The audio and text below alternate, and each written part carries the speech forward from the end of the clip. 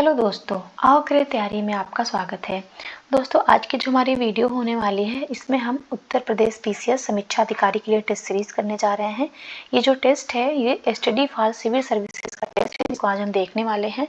आज हम यहाँ पे इसका टेस्ट 4 को हम डिस्कस करेंगे, इसका पूर्ण एनालिसिस करेंगे और ये फुल टेस्ट है। मतलब यहाँ पे टोटल हम 140 प्रश्नों को देखेंगे। 140 प्रश्नों में करंट अफेयर्स के क्वेश्चंस भी इंक्लूड होंगे, मैथ और रीजनिंग के भी क्वेश्चंस इंक्लूड होंगे। दोस्तों, ये जो टेस्ट है ये बाइलिंगुअल टेस्ट है। इसको हिंदी मीडियम, इंग्लिश मीडियम दोनों लोग ही देख सकते हैं।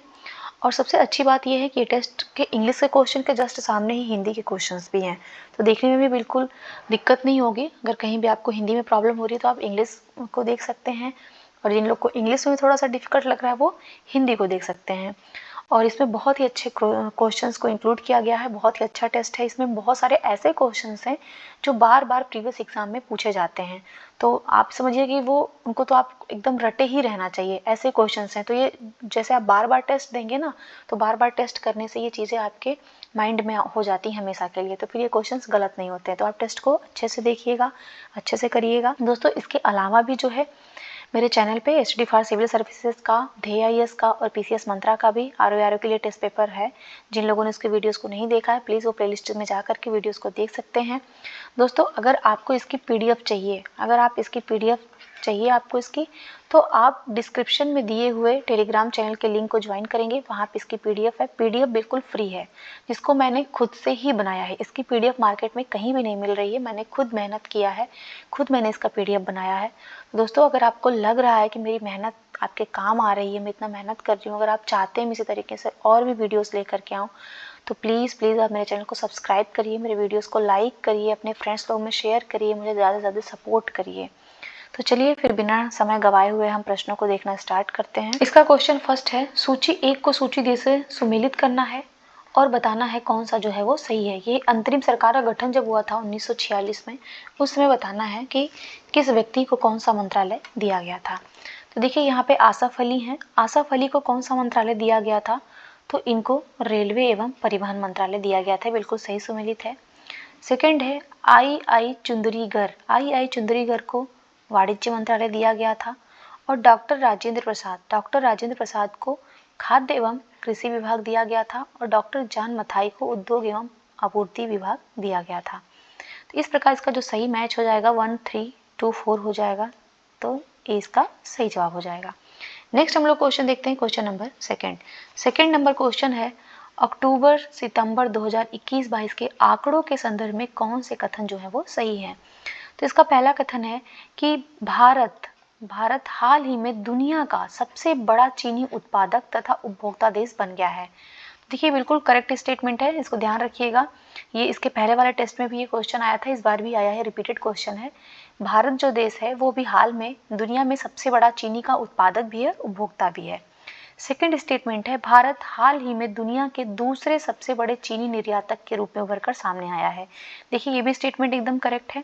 भारत जो है वो विश्व में चीनी निर्यात करने में सेकंड नंबर पे है। पहले स्थान पे कौन है? तो ये भी ध्यान रखिएगा, फर्स्ट पे जो है वो ब्राजील है चीनी निर्यातक में, और दूसरे पे भारत है। तो दोनों स्टेटमेंट सही है, इसलिए इसका जो सही जवाब होगा वो सी हो जाएगा। 1 और 2 दोनों करेक्ट हैं। नेक्स्ट हम लोग क्वेश्चन देखते हैं, क्वेश्चन नंबर 3, अल्पसंख्यकों की भाषा, लिपि और संस्कृति का संरक्षण संविधान के निम्नलिखित में से किस अनुच्छेद के अंतर्गत आता है? देखिए जो अल्पसंख्यकों की भाषा हो गई, उनको अपनी लिपि और अपनी संस्कृति का जो संरक्षण करने का अधिकार है, ये संविधान में उनको दिया गया है अनुच्छेद 29 के तहत। इसका जो सही जवाब होगा वो डी हो जाएगा। और भी हम आर्टिकल्स को देख लेते हैं, जैसे अनुच्छेद 26 है। तो अनुच्छेद जो 26 है ये धार्मिक कार्यों के जो प्रबंध होता है, धार्मिक मामलों में जो प्रबंध की व्यवस्था होती है, उसकी स्वतंत्रता की बात करता है। तो यहाँ पे लिख दीजिए जो धार्मिक प्रबंध की बात करता है 26। अनुच्छेद 27 जो है वो धर्म की अभिवृद्धि के लिए करों के संदाय से स्वतंत्रता है। तो मैं यहाँ पे लिख देती हूँ, धर्म की अभिवृद्धि के लिए करों के संदाय से स्वतंत्रता। अनुच्छेद 28 जो है, 28 में कहा गया है कि राज्य विधि से पूर्णतः पोषित किसी शिक्षा संस्थान में धार्मिक शिक्षा नहीं दी जाएगी। तो कोई भी जो शैक्षणिक संस्थान है, कोई भी शैक्षणिक जो संस्थान है, अगर उसमें राज्य के द्वारा वो पोषित है तो वहाँ पे जो है वो धार्मिक शिक्षा नहीं दी जाएगी। तो ये और भी जो आर्टिकल्स थे इन्हें देख लीजिएगा, इम्पॉर्टेंट है ये। नेक्स्ट हम लोग क्वेश्चन देखते हैं, क्वेश्चन नंबर 4। निम्नलिखित घटनाओं पर विचार करना है और उनको कालक्रम में व्यवस्थित करना है। तो यहाँ पे कुछ संधियां दी हुई हैं, इन संधियों को कालक्रम के अनुसार लगाना है। देखिए बेसिन की संधि है, तो जो बेसिन की संधि है ये संधि हुई थी 31 दिसंबर 1802 को। ये ध्यान रखिएगा, ये 31 दिसंबर 1802 को ये संधि हुआ था। और ये संधि हुआ किसके बीच था? तो पेशवा कहाँ पे रहता था? पुणे में रहता था। तो पेशवा वर्सेस जो अंग्रेज थे इनके मध्य हुआ था ये संधि। और पेशवा में भी कौन था पेशवा? तो ये भी ध्यान रखिएगा, ये बाजीराव द्वितीय के समय ये संधि हुआ था। मंगलौर की संधि कब हुआ था? तो ध्यान रखिएगा, मंगलौर की जो संधि है वो 1784 में हुआ था। और ये संधि जो हुआ था वो टीपू वर्सेस जो ईस्ट इंडिया कंपनी थी इसके बीच हुआ था। ये जो संधि हुआ था ना, मंगलौर की संधि, ये जो द्वितीय आंग्ल मैसूर युद्ध था, जो द्वितीय आंग्ल मैसूर युद्ध था, इसका परिणाम था ये संधि, ये भी ध्यान रखिएगा। इलाहाबाद की संधि कब हुआ था? देखिए जो इलाहाबाद की संधि हुआ था वो 12 अगस्त 1765 में हुआ था। और ये संधि जो हुआ था, ये जो रॉबर्ट क्लाइव, प्लासी का युद्ध जो बक्सर का युद्ध हुआ था ना 1765 में, बक्सर के युद्ध का परिणाम ही था ये इलाहाबाद की संधि। तो जो इसमें रॉबर्ट क्लाइव था अंग्रेजों की तरफ से, रॉबर्ट क्लाइव, और जो मुगल सम्राट था शाह आलम द्वितीय, इनके बीच हुआ था ये संधि। और जो राजपुरा घाट की संधि हुआ था ये हुआ था 1806 ईस्वी में। और ये भी हुआ था अंग्रेज वर्सेस मराठों के बीच ये संधि हुआ था। तो अगर हम इसको क्रम से लगाएंगे तो इसका जो आंसर आएगा वो आ जाएगा, सबसे पहले 3 आ रहा है, फिर 2 आ रहा है, 3 आ रहा है अर्थात इलाहाबाद की संधि आ रहा है, उसके बाद से 2 आ रहा है, मंगलौर की संधि आ रहा है, उसके बाद से बेसिन की संधि आ रहा है, उसके बाद से जो है राजपुरा घाट की संधि आ रहा है। तो 3 2 1 4, तो इसका जो सही जवाब होगा वो हो जाएगा डी, इसका सही जवाब। नेक्स्ट हम लोग क्वेश्चन देखते हैं, क्वेश्चन नंबर 5 नंबर क्वेश्चन है, निम्नलिखित में से कौन सा रोग बोर्डेटेला परट्यूसिस नामक जीवाणु से होता है? तो कौन सा ऐसा रोग है जो बोर्डेटेला परट्यूसिस बैक्टीरिया से होता है? तो वो है काली खांसी। इसका जो सही जवाब हो जाएगा वो डी हो जाएगा। काली खांसी जो है वो परट्यूसिस के रूप में भी इसको जाना जाता है। और ये बहुत ही संक्रामक एक श्वसन रोग है जो बोर्डेटेला परट्यूसिस नामक जो बैक्टीरिया है इसी के कारण होता है। नेक्स्ट हम लोग क्वेश्चन देखते हैं, क्वेश्चन नंबर 6 नंबर क्वेश्चन है, नीचे 2 कथन दिए हुए हैं, एक इसमें अभिकथन है और दूसरा कारण है। तो इसका अभिकथन कह रहा है कि तुर्क चाहते थे कि यूरोप के व्यापारी उनके साम्राज्य के माध्यम से पूर्वी देशों के साथ व्यापार करें। तुर्क ऐसा चाहते थे? देखिए ये तो बिल्कुल गलत है, तुर्क ऐसा नहीं चाहते थे। अब इसका डिटेल हम लोग देख लेंगे, इसका रीजन भी देख लेते हैं। कारण कह रहा है कि 1453 ईस्वी में तुर्कों ने कस्तुंतुनिया पर कब्जा कर लिया था। देखिए ये बिल्कुल सही है।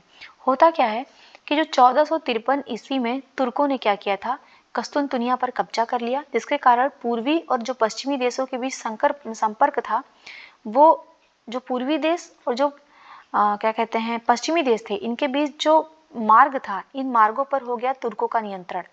अब जब यहाँ पे तुर्कों का नियंत्रण हो गया तो उन्होंने क्या किया कि जो भी यूरोप के व्यापारी थे उनको अपने साम्राज्य से जो हो करके जो पूर्वी देशों के साथ व्यापार होता था वो व्यापार करने की अनुमति उन्होंने नहीं दिया, उससे इनकार कर गए। तो पहला स्टेटमेंट क्या कह रहा था कि तुर्क चाहते थे कि यूरोप के व्यापारी उनके साम्राज्य के माध्यम से पूर्वी देशों के साथ व्यापार करें। जी नहीं, ये बिल्कुल गलत है। क्यों? क्योंकि जब तुर्कों का अधिकार हो गया कस्तुंतुनिया पर, उसके बाद से उन्होंने क्या किया, जो भी यूरोप के देश थे उनका अगर पूर्व के साथ व्यापार था तो उसको उन्होंने रोक दिया, व्यापार नहीं करने दिया। इसी के बाद से जो है उन्हें नया रास्ता ढूंढना पड़ा, फिर वो नए रास्ते के द्वारा जो है वो भारत पहुंचते हैं। तो इस प्रकार हम अगर देखेंगे तो इसका तो अभिकथन गलत हो गया, कारण सही है, तो इसका जो सही जवाब होगा वो बी हो जाएगा। नेक्स्ट हम लोग क्वेश्चन देखते हैं, क्वेश्चन नंबर 7। किस पुरातत्वविद के अनुसार सिंधु सभ्यता का पतन विदेशी व्यापार में गतिरोध के कारण हुआ था? कौन सा ऐसा पुरातत्वविद है जो ये मानता है कि जो सिंधु सभ्यता थी, जो हड़प्पा सभ्यता थी, हड़प्पा सभ्यता का जो पतन है वो विदेशी व्यापार में गतिरोध उत्पन्न हो गया, इस कारण जो है वो सभ्यता समाप्त हो गई। तो ऐसा मानने वाला जो पुरातत्वविद था वो था विलियम फॉक्सवेल अल्ब्राइट। तो इसका सही जवाब बी हो जाएगा। देखिए ये जो माधव स्वरूप वत्स हैं, माधव स्वरूप वत्स हो गए, ह्यूग ट्रेवर लैम्ब्रिक हो गए और जॉर्ज फ्रैंकलिन डेल्स हो गए, इन तीनों का मानना था कि जो रावी और सरस्वती जैसी नदियां थीं, जैसे रावी एंड जो सरस्वती जो नदियां थीं, इन नदियों के मार्ग में जो अवरोध हुआ, इन मार्ग नदियों के मार्ग में जो परिवर्तन हुआ, जो मार्ग में परिवर्तन हुआ, इसी परिवर्तन के फलस्वरूप जो है ये सभ्यता का पतन हुआ, सभ्यता समाप्त हो गई। नेक्स्ट है क्वेश्चन नंबर 8, निम्नलिखित में से कौन सा विकल्प जो है वो सही सुमेलित नहीं है। देखिए यहाँ पे आलीवाल की लड़ाई, आलीवाल की जो लड़ाई हुई थी वो 1846 में ही हुआ था, और ये लड़ाई जो हुआ था ये ब्रिटिश सेना और सिखों के बीच हुआ था, और ये सिखों के बीच हुआ था। और फिरोजपुर की जो लड़ाई हुआ था ये 1846 में नहीं हुआ था, ध्यान रखिए, ये 1846 में नहीं हुआ था, ये 1845 में हुआ था। इस प्रकार क्वेश्चन के साथ तो सही आंसर बी हो जाएगा। फिरोजपुर की जो लड़ाई हुआ था ये किसके किसके मध्य हुआ था, तो ये तेज सिंह के जो अधीन सिख सेना थी वर्सेस जो थे अंग्रेज, इनके मध्य हुआ था।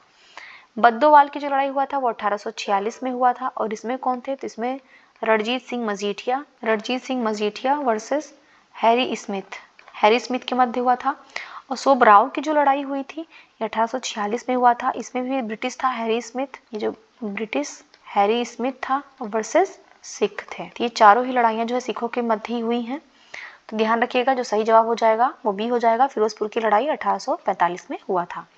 नेक्स्ट हम लोग क्वेश्चन देखते हैं, क्वेश्चन नंबर 9, निम्नलिखित में से किस राज्य की विधानसभा में सीटों की संख्या सबसे कम है। तो कौन सी विधानसभा में सबसे कम सीटों की संख्या है, देख लेते हैं। तो बिहार में कितनी सीटें हैं राज्य विधानसभा में, तो बिहार में टोटल 243 सीटें हैं। उत्तर प्रदेश में कितनी है, 403 सीटें हैं। पश्चिम बंगाल में कितनी है, 294 सीटें हैं।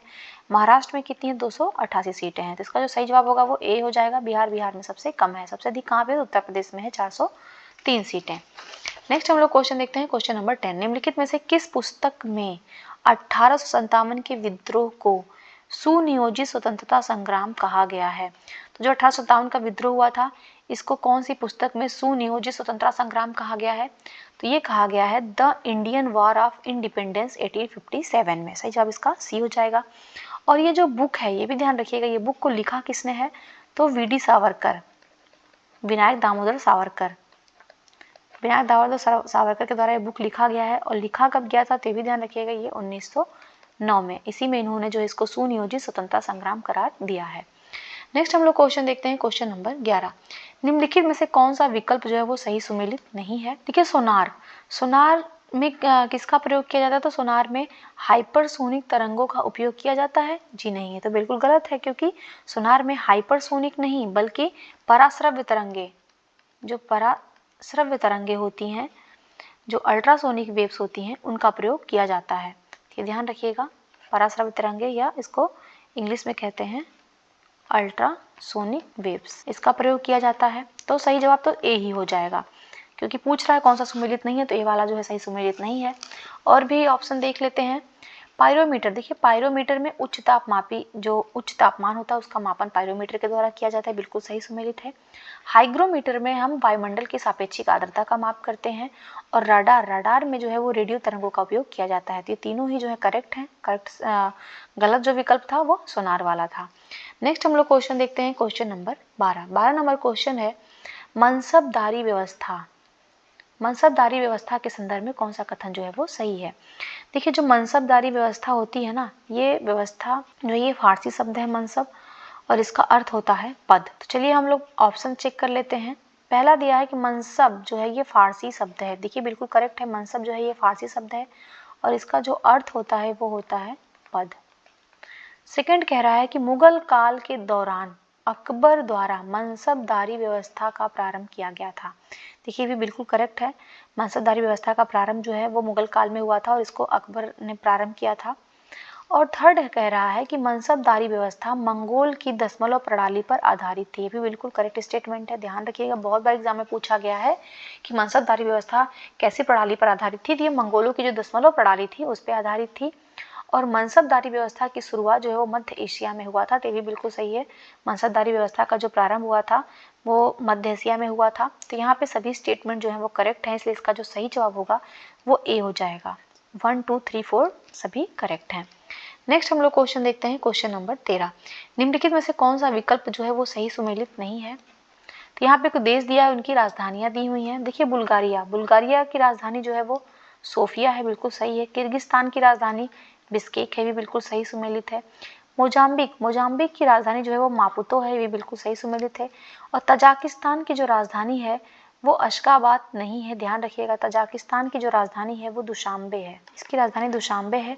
अशगाबाद किसकी राजधानी है? तो ये तुर्कमेनिस्तान की राजधानी है, ये जो है वो तुर्कमेनिस्तान की राजधानी है। इस प्रकार जो सही जवाब होगा वो डी हो जाएगा, डी वाला जो है सही करेक्ट नहीं है। नेक्स्ट हम लोग देखते हैं क्वेश्चन नंबर 14। चौलाई एक है, चौलाई एक क्या है? चौलाई जिसको हम लोग अमरांथस बोलते हैं, अमरांथस कहते हैं।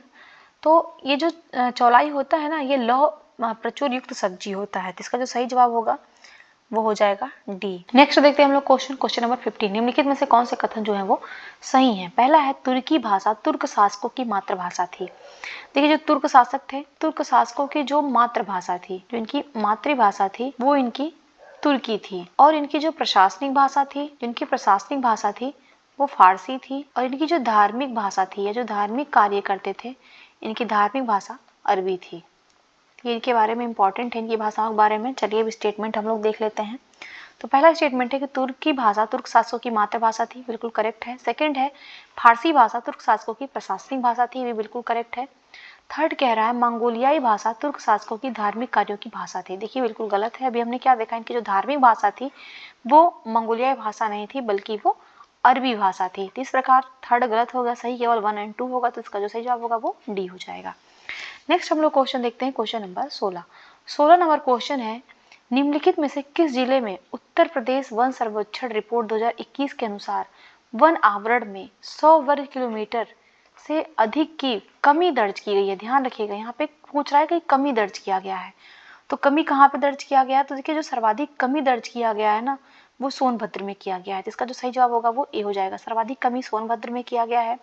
सोनभद्र के बाद फिर मिर्जापुर में कमी किया गया है, उसके बाद चंदौली में कमी हुई है, उसके बाद फिर बिजनौर में हुआ है, और बिजनौर के बाद जो कमी हुआ है वो सुल्तानपुर में हुआ है। तो ध्यान रखिएगा, अगर ये देखा जाए तो ओवरऑल ये जो 5 जिले हैं, इन 5 जिलों में कमी जो सर्वाधिक कमी दर्ज की गई है, ऐसे ये 5 जिले हैं। सर्वाधिक कहाँ पे हुई? सोनभद्र में, ये ध्यान रखिएगा। नेक्स्ट है question number 17। Viceroy Lord reading के शासनकाल में निम्नलिखित में से कौन सी घटनाएं घटित हो चुकी हैं? देखिए जो लॉर्ड रीडिंग के शासनकाल था उसमें जो घटनाएं घटित हुई हैं, पहला काकोरी ट्रेन डकैती। देखिए जो काकोरी ट्रेन डकैती हुआ है, घटना तो सभी को पता होगा, अब ये इसका नाम चेंज करके उत्तर प्रदेश सरकार ने काकोरी ट्रेन एक्शन कर दिया है। ये घटना जो घटित हुई थी, ये ध्यान रखिएगा, ये 9 अगस्त 1925 को ये घटना घटित हुई थी। इसमें होता क्या है कि जो शाहजहांपुर से लखनऊ आ रही जो ट्रेन थी वो काकोरी जैसे पहुंचती है, उत्तर प्रदेश के सहारनपुर के पास काकोरी एक जगह है, वहाँ पे इस ट्रेन को लूट लेते हैं। उस ट्रेन में सरकारी खजाना होता है और उसको जो लूटने का कार्य करते हैं वो एचआरए के जो सदस्य होते हैं, जो क्रांतिकारी होते हैं, उसको लूटने का काम करते हैं। उसका उद्देश्य ये था कि इसको लूट करके वो इससे हथियार खरीदेंगे। ये हथियार खरीदने के उद्देश्य से इसको लूटते हैं। और इसमें कौन कौन होता है तो ध्यान रखिएगा, राम प्रसाद बिस्मिल होते हैं, अशफाकुल्ला खां होते हैं, राजेंद्र लाहिड़ी होते हैं, रोशन सिंह होते हैं, और भी कई लोग होते हैं, जो सभी लोगों ने मिलकर इसको अंजाम देते हैं। सेकंड है इसमें केरल में मोपला विद्रोह। देखिए जो केरल का मोपला विद्रोह है, ये घटना है 20 अगस्त 1921 की। ये केरल में होता क्या है कि वहाँ पे जो जमींदार थे वो हिंदू थे। ध्यान रखिएगा, केरल में जो जमींदार थे ये जमींदार हिंदू थे, और जो अंग्रेज थे इनके खिलाफ ये जो मोपला थे, यहाँ के जो मुसलमान थे, इन्होंने सशस्त्र विद्रोह कर दिया था इसमें। और चौरी चौरा कांड कब हुआ था? तो चौरी चौरा जो कांड हुआ था ये उत्तर प्रदेश के गोरखपुर में होता है। ये 4 फरवरी 1922 की घटना है। इसमें क्या होता है कि भारतीयों ने जो ब्रिटिश सरकार की एक पुलिस चौकी में आग लगा देते हैं, जिसमें वहाँ पे 22 पुलिसकर्मी जो जिंदा जल के मर जाते हैं। इस वजह से बाद में जो है गांधी जी को अपना आंदोलन रद्द भी करना पड़ता है। नेक्स्ट इसमें स्वामी श्रद्धानंद की हत्या। देखिए जो स्वामी श्रद्धानंद की हत्या हुई थी ये हुआ था 23 दिसंबर 1926 को। 23 दिसंबर 1926 को इनकी हत्या होती है। जो नया बाजार स्थित उनके निवास स्थान पर ही अब्दुल रशीद नामक एक उन्मादी था, वो उनसे धर्म चर्चा के बहाने आता है और उनके कमरे में प्रवेश करता है और उनको गोली मार देता है। तो अगर हम इनको कालक्रम में व्यवस्थित करेंगे, अगर हम इनको देखेंगे कि ये कौन सी घटना है जो लॉर्ड रीडिंग के समय में घटित हुई है, तो ये भी जो सभी घटनाएं हैं ये सभी जो है वो लॉर्ड रीडिंग के कार्यकाल में हुई हैं। तो इसका जो सही जवाब होगा वो हो जाएगा डी, इसका सही जवाब। 1 2 3 4 सभी जो है वो करेक्ट है। नेक्स्ट हम लोग क्वेश्चन देखते हैं, क्वेश्चन नंबर 18 नंबर क्वेश्चन है, यदि कोई क्षेत्र जहाँ वायुमंडल में ओजोन का सांद्रण कितने यूनिट से कम होगा तो उस क्षेत्र को ओजोन क्षेत्र का भाग माना जाएगा। देखिए जो ओजोन है इसका जो मात्रक है जिसमें ये नापा जाता है इसको डॉप्सन कहा जाता है। डॉप्सन जो है ये ओजोन का मात्रक है। तो देखिए अगर ओजोन का जो सांद्रण है अगर वो 220 डॉप्सन से कम है, 220 डॉप्सन यूनिट से कम है तो वहाँ पे ओजोन छिद्र उसको माना जाएगा। इसका जो सही जवाब होगा वो बी हो जाएगा, 220 डॉप्सन यूनिट से कम। और देखिए जो वायुमंडल में ओजोन का सांद्रण है ना वो करीब 300 डॉप्सन माना गया है, ध्यान रखिएगा। और ये जो वायुमंडल में ओजोन है, ओजोन कहाँ कहाँ पाया जाता है, एक तो ये समताप मंडल में पाया जाता है, समताप मंडल में, और इसके अलावा ये पाया जाता है क्षोभ मंडल में। और जो क्षोभ मंडल में ओजोन पाया जाता है ना इसी से जो है वो ग्रीन हाउस गैस का निर्माण होता है। तो ये अच्छा नहीं है, ये वायुमंडल के लिए हानिकारक है। चलिए फिर नेक्स्ट क्वेश्चन देखते हैं हम लोग, क्वेश्चन नंबर 19। 1970 के दशक में जम्मू कश्मीर सरकार ने किसके सहयोग से हंगुल प्रोजेक्ट तैयार किया है। देखिए जो हंगुल प्रोजेक्ट तैयार किया गया है ये जम्मू कश्मीर सरकार ने किया है 1970 के दशक में, और ये किया है अंतरराष्ट्रीय प्रकृति संरक्षण संघ और विश्व वन्यजीव कोष, इन दोनों के ही सहयोग से किया है। तो इसका जो सही जवाब होगा वो हो जाएगा 1 और 2, 20 का सही जवाब हो जाएगा। नेक्स्ट हम लोग क्वेश्चन देखते हैं, क्वेश्चन नंबर 20 नंबर क्वेश्चन है, नीचे दो कथन दिए हुए हैं, नीचे दो कथन दिया है जिसमें एक अभिकथन है दूसरा कारण है। अभिकथन ए है इसका, पुर्तगाली तुर्कों एवं अरबों की बढ़ती हुई शक्ति को संतुलित करना चाहते थे। तो जो पुर्तगाली थे ये तुर्क और अरबों की जो बढ़ी हुई शक्ति थी उसको संतुलित करना चाहते थे। और कारण कह रहा है कि पुर्तगालियों द्वारा यूरोप और भारत के बीच एक सीधा समुद्री मार्ग खोजा गया था। देखिए पहले तो हम देखते हैं कि क्या स्टेटमेंट दोनों करेक्ट है या नहीं है, फिर देखेंगे इसकी व्याख्या कर रहा है कि नहीं कर रहा है। देखिए यहाँ पे जो दोनों स्टेटमेंट है वो करेक्ट है। पहला कि पुर्तगाली जो है वो तुर्कों एवं अरबों की जो बढ़ी हुई शक्ति थी उसको संतुलित करना चाहते थे, और सेकंड है कि पुर्तगालियों द्वारा यूरोप और भारत के बीच एक सीधा समुद्री मार्ग खोजा गया था। अभी हमने पीछे वाले क्वेश्चन में देखा कि जो पहले मार्ग था कस्तुतिनिया पर कब्जा कर लेने के बाद से तुर्कों के अधीन वो मार्ग हो गया था, इस वजह से पुर्तगालियों को नया मार्ग ढूंढना पड़ा था। तो यहाँ पे देखिए दोनों ही स्टेटमेंट तो बिल्कुल करेक्ट हैं, लेकिन ये व्याख्या सही नहीं कर रहा है, इसलिए इसका जो सही जवाब होगा वो डी हो जाएगा। ए और आर दोनों करेक्ट है परंतु ये सही व्याख्या नहीं कर रहा है। देखिए जो पुर्तगाली थे ना, पुर्तगालियों ने जो है वो नए मार्ग की खोज किया था, और ये नए मार्ग की खोज क्यों किया था, क्योंकि हमने पीछे क्वेश्चन में देख लिया कि जो कस्तुनतुनिया वाला मार्ग था वहाँ पे तुर्कों का कब्जा हो जाता है, और तुर्कों को कब्जा हो जाने के कारण तुर्क जो है इनको पूर्व से व्यापार नहीं करने की अनुमति देते हैं। इस वजह से पुर्तगालियों को एक नया मार्ग ढूंढना पड़ता है, और पुर्तगालियों ने जो ये नया मार्ग ढूंढा इसके पीछे कई कारण थे। पहला तो था इनका आर्थिक कारण। आर्थिक कारण में क्या था कि वो समुद्री जो उनका पूर्वी व्यापार था उसको समृद्ध करना चाहते थे, जिससे वो अरब जो थे और जो यूरोपीय थे उनसे जो भी प्रतिस्पर्धा था उसको वो संतुलित करना चाहते थे, उनसे बाहर निकलना चाहते थे। और दूसरा कारण इनका था धार्मिक कारण। तो धार्मिक कारण क्या था इनका, धार्मिक कारण में ये था कि अफ्रीका और एशिया की जो जनता थी उनको ईसाई बनाना, और उनको जो तुर्कों एवं अरबों की जो बढ़ी हुई शक्ति थी उसको संतुलित करना थी। ध्यान रखिएगा ये ईसाई बनाना चाहते थे और व्यापार करके अपना आर्थिक स्थिति को मजबूत करना चाहते थे। इस प्रकार दोनों करेक्ट तो है लेकिन सही व्याख्या नहीं कर रहा, तो सही जवाब इसका डी हो जाएगा। नेक्स्ट हम लोग क्वेश्चन देखते हैं, क्वेश्चन नंबर 21 नंबर क्वेश्चन है, 1931 में प्रकाशित पुस्तक Mohenjodaro and the Indus civilisation, Sindhu सभ्यता पर लिखी जाने वाली ये पहली पुस्तक है। ध्यान रखिएगा सिंधु सभ्यता पर लिखी जाने वाली पहली पुस्तक है, इसको किसने लिखा है। तो देखिए ये जो पुस्तक है इसको लिखने वाले जो हैं लेखक, उनका नाम है sir John Marshall. Sir John Marshall के द्वारा ये बुक लिखा गया है। तो ऑप्शन में इनका नाम नहीं दिया हुआ है, इसलिए इसका जो सही जवाब होगा वो डी हो जाएगा, इनमें से कोई नहीं। नेक्स्ट हम लोग देखते हैं क्वेश्चन नंबर 22, निम्नलिखित में से कौन सा जो विकल्प है वो सही सुमेलित नहीं है। तो यहाँ पे भारतीय बीज विज्ञान संस्थान, तो बीज विज्ञान संस्थान कहाँ पे, मऊ में है, ये बिल्कुल सही सुमेलित है। भारतीय कृषि प्रणाली अनुसंधान संस्थान, तो मेरठ में है कृषि प्रणाली। और थर्ड है राष्ट्रीय कृषि वानिकी अनुसंधान संस्थान, कहाँ पे है, तो जो कृषि वानिकी अनुसंधान संस्थान है वो झांसी में, भी बिल्कुल सही सुमेलित है। और डी है कि भारतीय सब्जी अनुसंधान संस्थान, देखिए जो सब्जी अनुसंधान संस्थान है ये महोबा में नहीं है बल्कि ये वाराणसी में है। तो इसका जो सही जवाब हो जाएगा क्वेश्चन के हिसाब से वो डी हो जाएगा, डी वाला सही सुमेलित नहीं था। नेक्स्ट हम लोग क्वेश्चन देखते हैं, क्वेश्चन नंबर 23। निम्नलिखित में से किसने महाराजा रणजीत सिंह के शासन काल में अर्थव्यवस्था मंत्री के कार्य का देख रेख किया है? देखिए, जो महाराजा रणजीत सिंह थे, ये पंजाब में जो सिख साम्राज्य था उसके संस्थापक थे रणजीत सिंह। और इनके समय में जो फकीर अजीउद्दीन थे, फकीर अजीउद्दीन जो थे ये विदेश मंत्री थे। फकीर अजीउद्दीन तो विदेश मंत्री थे, लेकिन क्वेश्चन में इनका अर्थव्यवस्था मंत्री पूछा गया है। तो इनका जो अर्थव्यवस्था मंत्री थे वो भगवान दास थे। तो इसका जो सही जवाब होगा वो बी हो जाएगा, भगवान दास इनके जो है वो अर्थव्यवस्था मंत्री थे। और महाराजा रणजीत सिंह और अंग्रेजों के बीच एक संधि होती है, उस संधि का क्या नाम है तो वो भी ध्यान रखिएगा, अमृतसर की संधि होती है। और ये संधि होती है 1809 ईस्वी में, और ये शांति और मित्रता के लिए संधि किया गया था। नेक्स्ट है क्वेश्चन नंबर 24। भारतीय संविधान में 71वें संशोधन अधिनियम 1992 को जोड़ने के बाद अनुसूचित भाषाओं की कुल संख्या कितनी हो गई थी?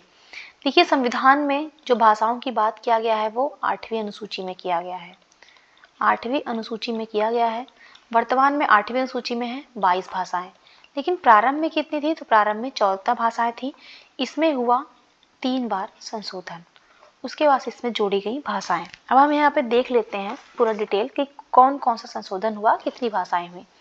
तो प्रारंभ में तो 14 भाषाएं थी, तो फिर हुआ 21वां संविधान संशोधन होता है, 21वां संविधान संशोधन होता है, और ये होता है 1967 में। और यहाँ पे जोड़ा जाता है सिंधी भाषा को, ये ध्यान रखिएगा, यहाँ पे सिंधी भाषा को जोड़ा गया। फिर आता है 71वां संविधान संशोधन, और ये होता है 1992 में, और यहाँ पे जोड़ा जाता है 3 भाषाएं। वो 3 भाषाएं कौन कौन सी हैं तो वो हैं नेपाली, मणिपुरी और कोंकणी। 3 भाषाओं को जोड़ा जाता है। इसका एक शॉर्ट ट्रिक है, नमक को जोड़ा गया था 71 संविधान संशोधन में। फिर होता है 92वां संविधान संशोधन, और ये होता है 2003 में, और यहाँ पे 4 भाषाओं को जोड़ा जाता है। वो 4 भाषाएं कौन है तो बोडो, डोगरी, मैथिली और संथाली। इसकी भी एक ट्रिक है जिसको याद करने के लिए आप रख सकते हैं BDMS, बोडो, डोगरी, मैथिली, संथाली। यहाँ पे नमक को जोड़ा गया, यहाँ पे BDMS को जोड़ा गया, सबसे पहले सिंधी को जोड़ा गया। तो पहले तो 14 थी, फिर ये हो गया 15, फिर 16, 17, 18, फिर यहाँ पे 4, 19, 20, 21, 22, टोटल भी 22 भाषाएं हैं। तो क्वेश्चन में पूछ रहा है 71वें संविधान संशोधन, तो इसमें कौन सी भाषा जोड़ी गई थी? तो इस समय जब भाषाएं जोड़ी गई थी तो टोटल भाषाओं की संख्या कितनी हो गई थी? तो पहले तो थी 14, फिर यहाँ पे हुई 15, फिर 16, 17, 18 भाषा हो गई थी। इसका जो सही जवाब होगा वो बी हो जाएगा। Next question number 25। महारानी जिंदल कौर को जो पेंशन दी जानी थी अंग्रेजों ने उसको घटा करके 48,000 रुपए कर दिया था। तो पूछ रहे हैं कि जो भैरववाल की पहली संधि हुई थी इसके तहत उन्हें कितनी पेंशन देने की घोषणा किया था अंग्रेजों ने, जिसे उन्होंने घटा करके 48,000 रुपए कर दिया था। देखिए, जो भैरववाल की संधि हुई थी ना, ये हुआ था 30 दिसंबर 1846 को, और ये संधि जो हुआ था ये पंजाब वर्सेस अंग्रेजों के बीच हुआ था। तो उसमें जो राजा थे महाराजा दलीप सिंह, उसमें होता क्या है कि जो महाराजा दलीप सिंह थे वो पहले वयस्क नहीं थे। तो अंग्रेजों ने कहा कि इनके वयस्क होने तक पंजाब राज्य का जो शासन है वो एक परिषद देखेगी। देखिएगा, भैरववाल की संधि में इन्होंने क्या कर दिया, इन्होंने कहा कि जो पंजाब राज्य का शासन है वो जब तक महाराजा दलीप सिंह वयस्क नहीं हो जाते हैं तब तक उनका शासन जो है वो एक परिषद देखेगी, और उस परिषद को सौंप दिया। और इस परिषद का जो अध्यक्ष बना दिया वो बना दिया एक अंग्रेज को। तो जो अंग्रेज है वो तो इसका एक अध्यक्ष बन गया। अब बिना अंग्रेज की मर्जी से कुछ वहां पे हो नहीं सकता। और जो पहले शासन देख रही थी महारानी जिंदल कौर, उनको अंग्रेजों ने साइड लाइन कर दिया, उनको बोला कि आप जो है वो प्रशासन से दूर रहिए, आप प्रशासन में कोई इंटरफेयर नहीं करेंगी। उसके बाद से जो उनको फैसला भी किया गया था देने का कि उनको दिया जाएगा पेंशन, उसको भी घटा कर उन्होंने 48,000 रुपये कर दिया। तो पहले तो उन्होंने कहा था कि आपको पेंशन जो दिया जाएगा वो 1.5 लाख रुपए दिया जाएगा, परंतु उसको घटा करके उन्होंने 48,000 रुपये कर दिया। तो सही जवाब इसका बी हो जाएगा। 1.5 लाख रुपए देने की बात किया गया था, परंतु उसको घटा के 48,000 कर दिया गया था। और इसमें यह भी कहा गया भैरववाल की संधि में कि जो कंपनी की सेना है उसको पंजाब राज्य में रखने का फैसला किया गया, और इसके लिए जो पंजाब राज्य है उससे 22 लाख रुपए वार्षिक लेकर के सेना को देने के लिए तय किया गया। तो ये सभी बातें जो हुई थी वो भैरववाल की संधि में हुआ था। चलिए नेक्स्ट हम लोग क्वेश्चन देखते हैं, क्वेश्चन नंबर 26 नंबर क्वेश्चन है, एक जिला एक उत्पाद योजना, 1 डिस्ट्रिक्ट 1 प्रोडक्ट योजना, ये उत्तर प्रदेश की है। इसमें कौन सा विकल्प जो है वो सही सुमेलित है। देखिए कुशीनगर, कुशीनगर जो प्रसिद्ध है वो केला फाइबर के लिए प्रसिद्ध है, बिल्कुल सही सुमेलित है। और लखीमपुर खीरी, देखिए जो लखीमपुर खीरी है ये सजावटी सामान के लिए नहीं प्रसिद्ध है, ये गलत है। लखीमपुर खीरी जो है ये प्रसिद्ध है जनजातीय शिल्प के लिए, ये जनजातीय शिल्प के लिए प्रसिद्ध है लखीमपुर खीरी। मऊ जो है ये वस्त्र उत्पाद के लिए प्रसिद्ध है, ना कि ये जनजातीय शिल्प के लिए, तो ये वस्त्र उत्पाद के लिए प्रसिद्ध है। और देवरिया जो है ये वस्त्र उत्पाद के लिए नहीं प्रसिद्ध है, ये सजावटी सामानों के लिए प्रसिद्ध है। तो ये सब गलत तरीके से लिखा हुआ है, यहाँ पे करेक्ट मैच नहीं है, इसका मैंने लिख दिया, देख लीजिएगा। और क्वेश्चन के साथ जो सही आंसर होगा वो ए हो जाएगा। नेक्स्ट हम लोग क्वेश्चन देखते हैं, क्वेश्चन नंबर 27। नीचे दो कथन दिए हैं, एक अभिकथन है, दूसरा कारण है। अभिकथन कह रहा है सर जॉन सोर को अहस्तक्षेप नीति का जनक माना जाता है। देखिए ये बिल्कुल सही स्टेटमेंट है। जो अहस्तक्षेप नीति होती है ना, अहस्तक्षेप नीति का मतलब है कि जो भी भारतीय शासक हैं उनके प्रशासन में या उनके मामले में अपने को अलग रखने की नीति, हम उसमें इंटरफेयर नहीं करेंगे। तो ये प्रारंभ किया था सर जॉन सोर ने, तो इसीलिए उसको जनक माना जाता है। इसका कारण क्या था कि गवर्नर जनरल बनने के बाद सर जॉन सोर ने मैसूर के प्रति अहस्तक्षेप की नीति अपनाई थी।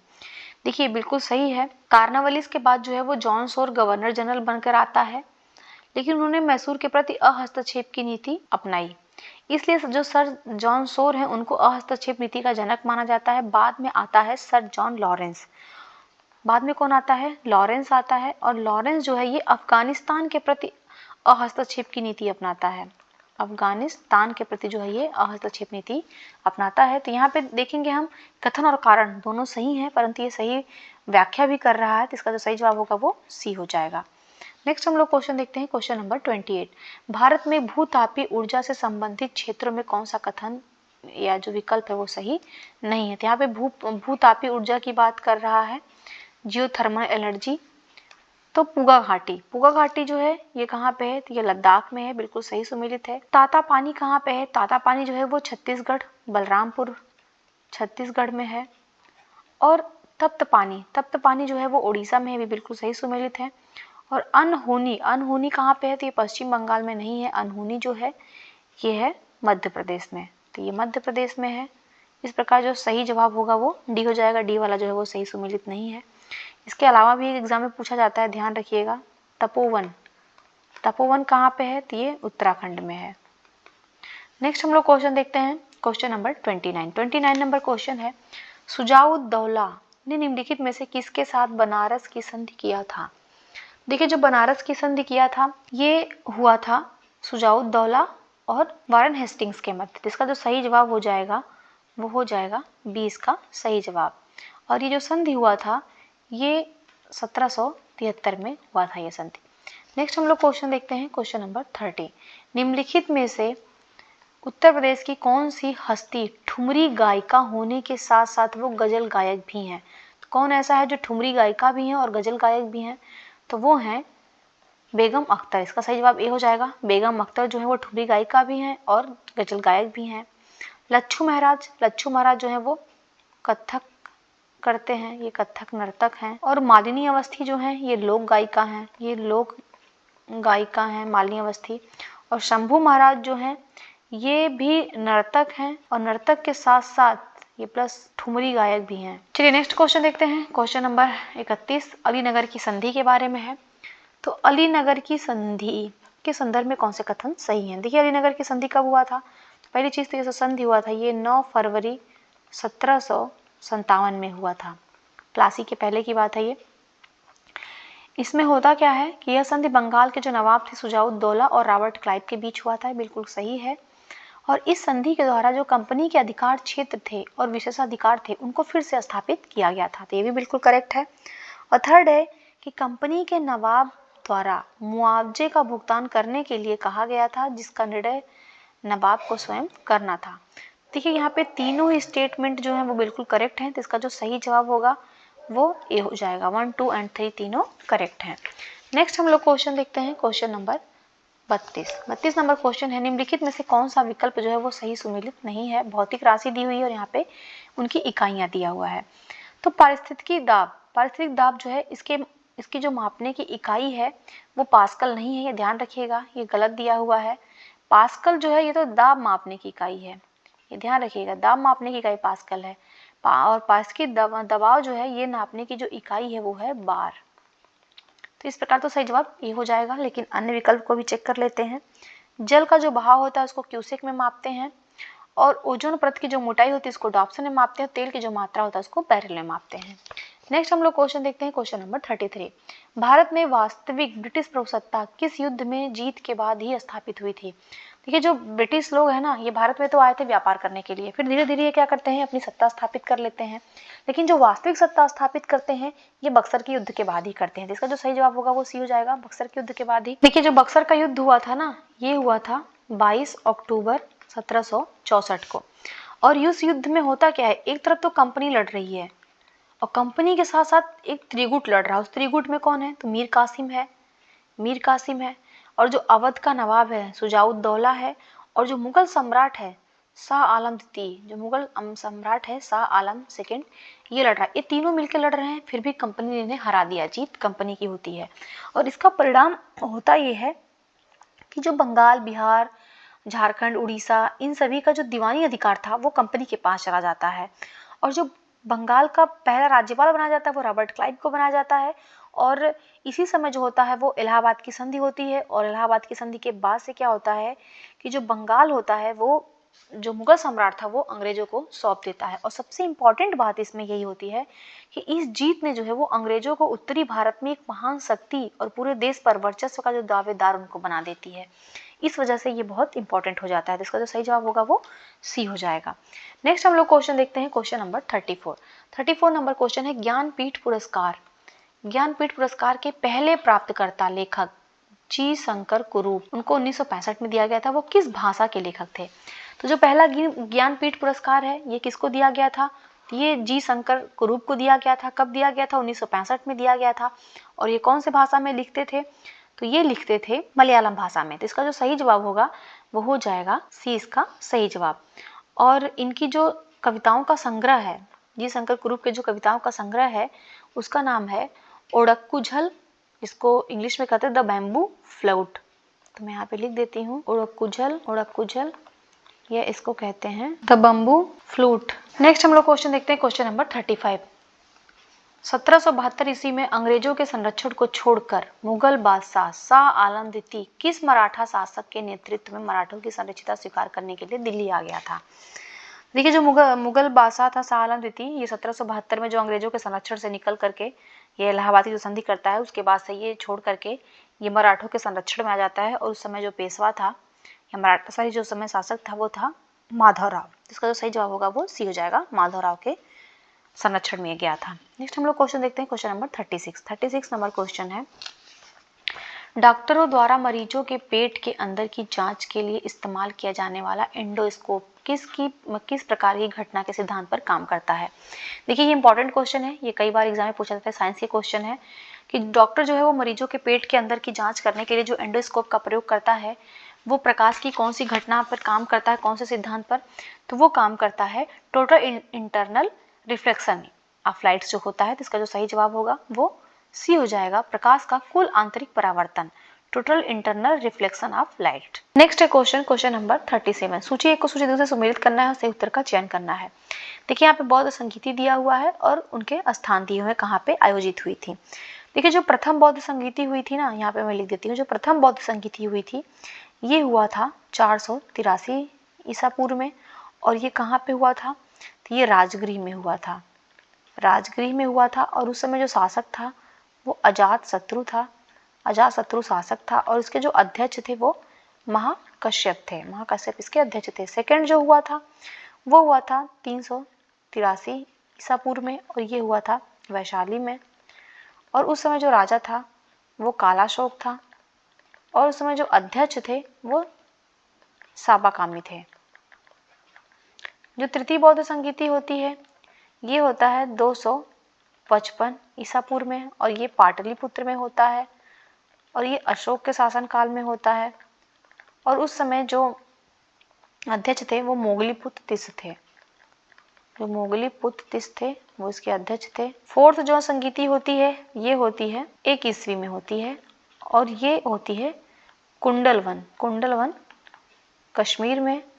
और इसके जो अध्यक्ष थे, पहले इसके राजा देख लेते। इसका जो राजा था वो कनिष्क था, कनिष्क शासन काल में होती है। और उस समय जो इसके अध्यक्ष थे वो वसुमित्र थे। लेकिन इस समय एक उपाध्यक्ष भी होता है और ये उपाध्यक्ष थे अश्वघोष। तो यहाँ पे चारों बौद्ध संगीतियों के बारे में लिख दिया है मैंने। अब इनको मैच करते हैं। तो प्रथम बौद्ध संगीति कहाँ पे हुई थी? तो ये राजगिरी में हुई थी। द्वितीय जो बौद्ध संगीति हुई थी ये वैशाली में हुई थी। तृतीय बौद्ध संगीति जो हुआ था वो पाटलिपुत्र में हुआ था। चतुर्थ बौद्ध संगीति जो है वो कश्मीर में हुआ था। तो इसका जो सही जवाब होगा 2 1 4 3 हो जाएगा। तो डी इसका सही जवाब हो जाएगा। नेक्स्ट हम लोग क्वेश्चन देखते हैं, क्वेश्चन नंबर 38।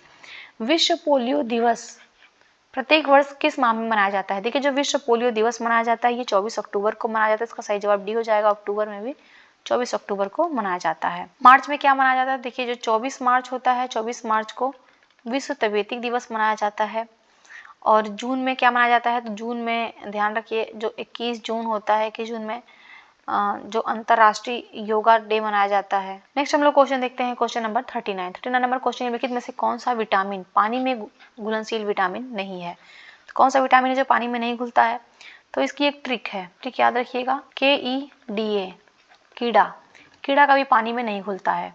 विटामिन के, vitamin E, vitamin D, vitamin A नहीं घुलता। और पानी में घुलते कौन से हैं?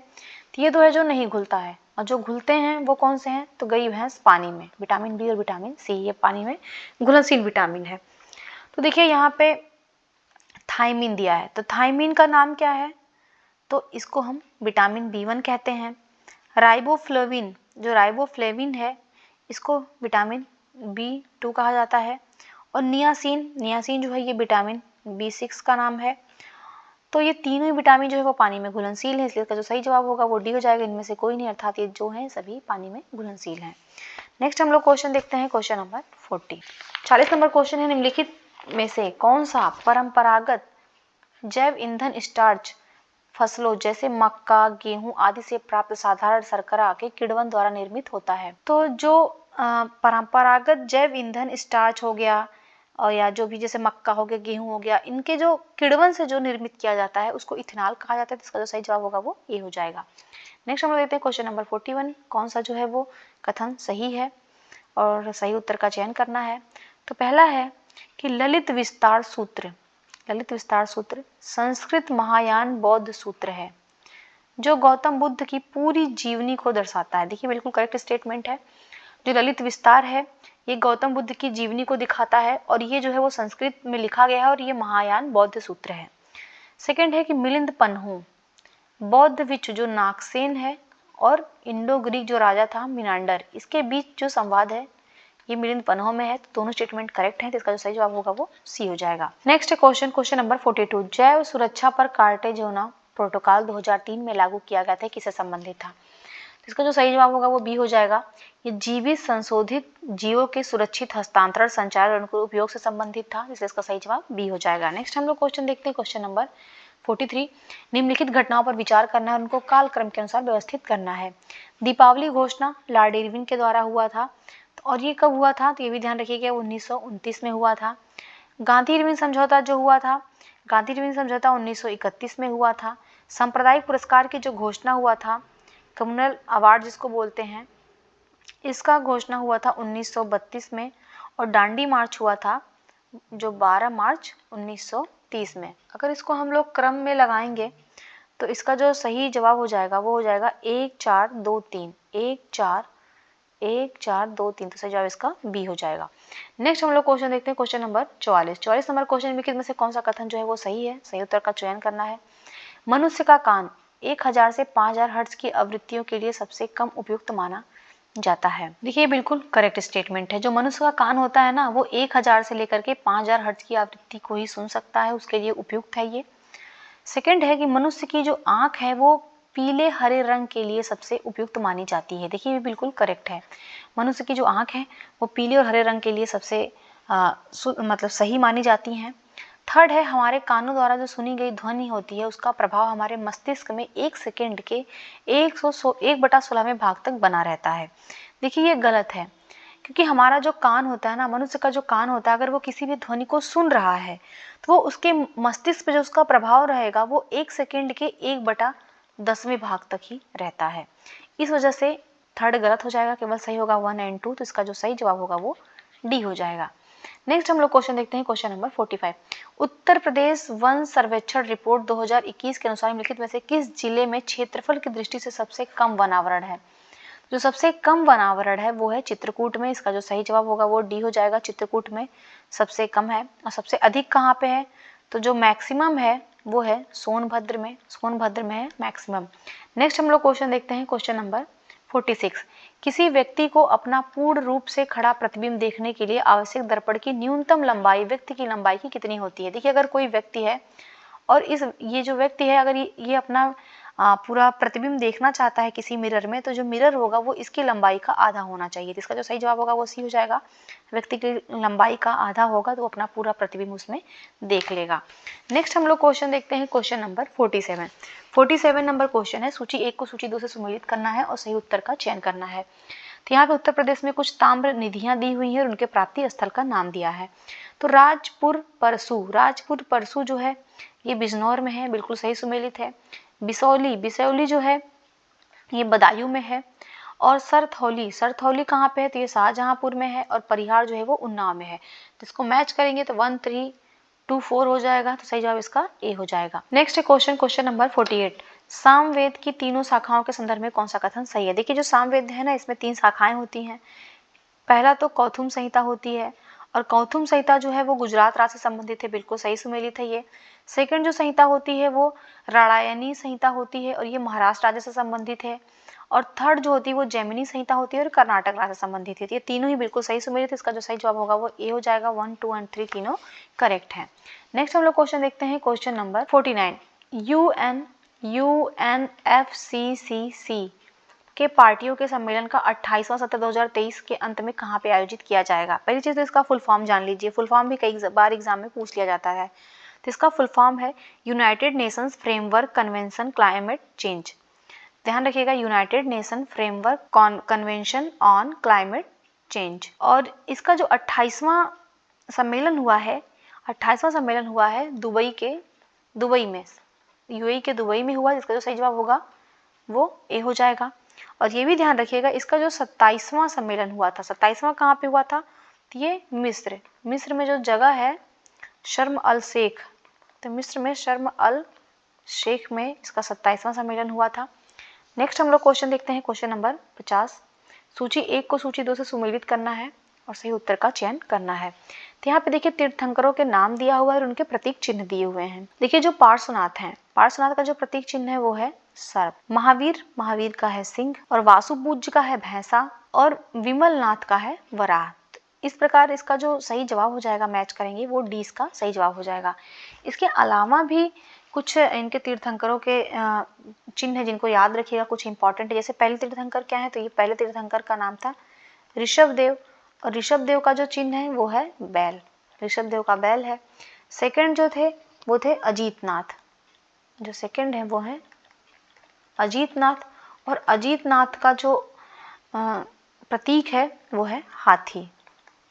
और थर्ड जो है वो है संभवनाथ, थर्ड जो है वो संभवनाथ है और इनका जो प्रतीक है वो है घोड़ा। तो इन्हें भी याद रखिएगा। Next question number 51। REDD एक बहुपक्षीय सहयोगी कार्यक्रम है। तो ये जो बहुपक्षीय कार्यक्रम है ये किसके सहयोग से बना है? तो इसमें है खाद्य और कृषि संगठन, संयुक्त राष्ट्र विकास कार्यक्रम और संयुक्त राष्ट्र पर्यावरण कार्यक्रम। ये तीनों के ही जो है तीनों का सहयोग से ये कार्यक्रम प्रारंभ किया गया है। इसका जो सही जवाब होगा वो ए हो जाएगा। नेक्स्ट हम लोग क्वेश्चन देखते हैं, क्वेश्चन नंबर 52 नंबर क्वेश्चन है, निम्नलिखित में से किसका प्राचीनतम साक्ष्य हरियाणा के पुरातात्विक स्थल बालू से प्राप्त हुआ है? पहली चीज तो यहाँ पे यही ध्यान रखिएगा, जो ये बालू पुरातात्विक स्थल है तो ये कहाँ पे है? तो ये हरियाणा राज्य में है और यहाँ से प्राप्त हुआ है लहसुन का साक्ष्य। इसका जो सही जवाब होगा वो सी हो जाएगा। लहसुन का साक्ष्य जो है वो हरियाणा के बालू से प्राप्त हुआ है। और जो संध्या सभ्यता है उससे कपास के भी, मेहंदी के भी और अंगूर के भी साक्ष्य प्राप्त हुए हैं। नेक्स्ट हम लोग क्वेश्चन देखते हैं, question number 53। Black Corinth, black Corinth निम्नलिखित में से किस फल की प्राचीन यूनानी किस्म है? तो जो ब्लैक कोरिंथ है ये अंगूर की प्राचीन यूनानी किस्म है, तो इसका जो सही जवाब होगा वो ए हो जाएगा। नेक्स्ट हम लोग क्वेश्चन देखते हैं, क्वेश्चन नंबर 54। बराबर गुहा लेख, बराबर गुहा लेख में राजा अशोक को क्या नाम या पदवी दिया गया है? तो यहाँ पे कुछ अशोक के शिलालेख दिए हैं, इसमें इनके नामों का उल्लेख है। देखिए जो अशोक वर्धन नाम है अशोक का, ये है विष्णु पुराण में। तो विष्णु पुराण में जो है अशोक को अशोक वर्धन कहा गया है, और बुद्ध शाक्य कहा गया है मास्की अभिलेख में।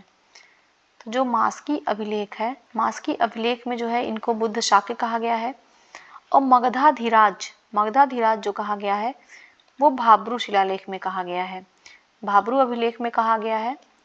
और प्रियदर्शी जो राजा कहा गया है ये बराबर गुहालेख में किया गया है, इसलिए इसका सही जवाब डी हो जाएगा। नेक्स्ट हम लोग क्वेश्चन देखते हैं, क्वेश्चन नंबर 55। सूची 1 को सूची 2 के साथ सुमेलित करना है और नीचे दिए गए कूट से सही उत्तर का चयन करना है। तो यहाँ पे प्रकार के आधार पर फलों का वर्गीकरण किया गया है, तो बताना है जो फल है वो कौन से प्रकार में आएगा। तो देखिए जो अंजीर है, अंजीर जो आता है वो साइकोनस में आता है, अंजीर जो है वो साइकोनस में आता है। और मक्का, मक्का जो है वो कैरियोप्सिस में आता है, तो कैरियोप्सिस में मक्का आ जाएगा। सोरोसिस जो है ये कटहल सोरोसिस में आता है। और हेस्पिरिडियम जो है ये इसके तहत आएगा संतरा, तो इसको जो मैच करेंगे इसका जो सही जवाब आ जाएगा वो ये इसका सही जवाब होगा।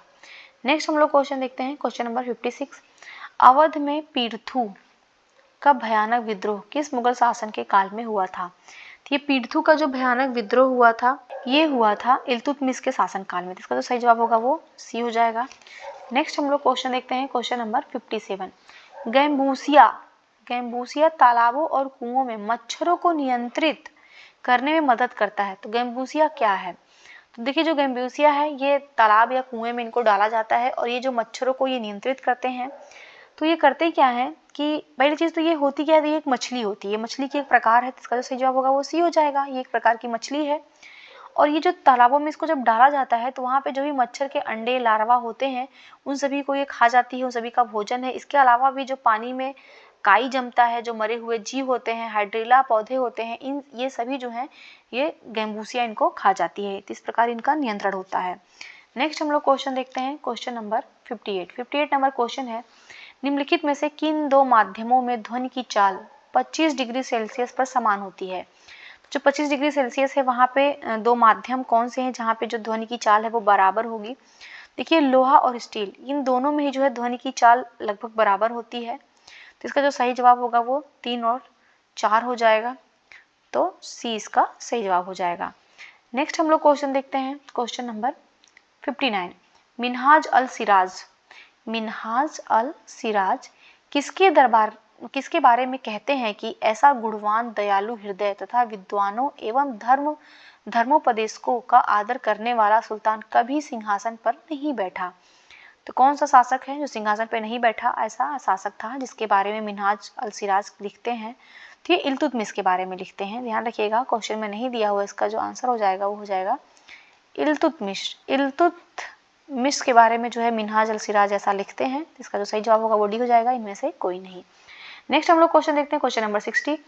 चर्म रोग निम्नलिखित में से किसके कारण होता है? देखिए जो चर्म रोग होता है ये किसके कारण होता है यहाँ पे हमें बताना है। तो रेटिनॉल, रेटिनॉल जो है पहली चीज तो ये जान लीजिए ये विटामिन ए का नाम है रेटिनॉल, और इसकी कमी से रतौंधी रोग होता है, नाइट ब्लाइंडनेस रोग होता है। बायोटीन, बायोटीन जो होता है ये विटामिन B7 का नाम है, और इसकी कमी से जो है वो चर्म रोग होता है, तो सही जवाब तो बी ही हो जाएगा। लेकिन अन्य विकल्प को भी देख लेते हैं। फोलिक एसिड का जो है रासायनिक नाम क्या है? तो विटामिन B9 है, और इसकी कमी से जो होता है वो एनीमिया होता है, एनीमिया जो होता है वो B9 की कमी से होता है। और कैल्सीफेरॉल ये विटामिन डी का नाम है, विटामिन डी का नाम है, और इसकी कमी से जो होता है वो रिकेट्स होता है। नेक्स्ट हम लोग क्वेश्चन देखते हैं, क्वेश्चन नंबर 61। निम्नलिखित में से किसने 1924 में महार आंदोलन प्रारंभ किया था?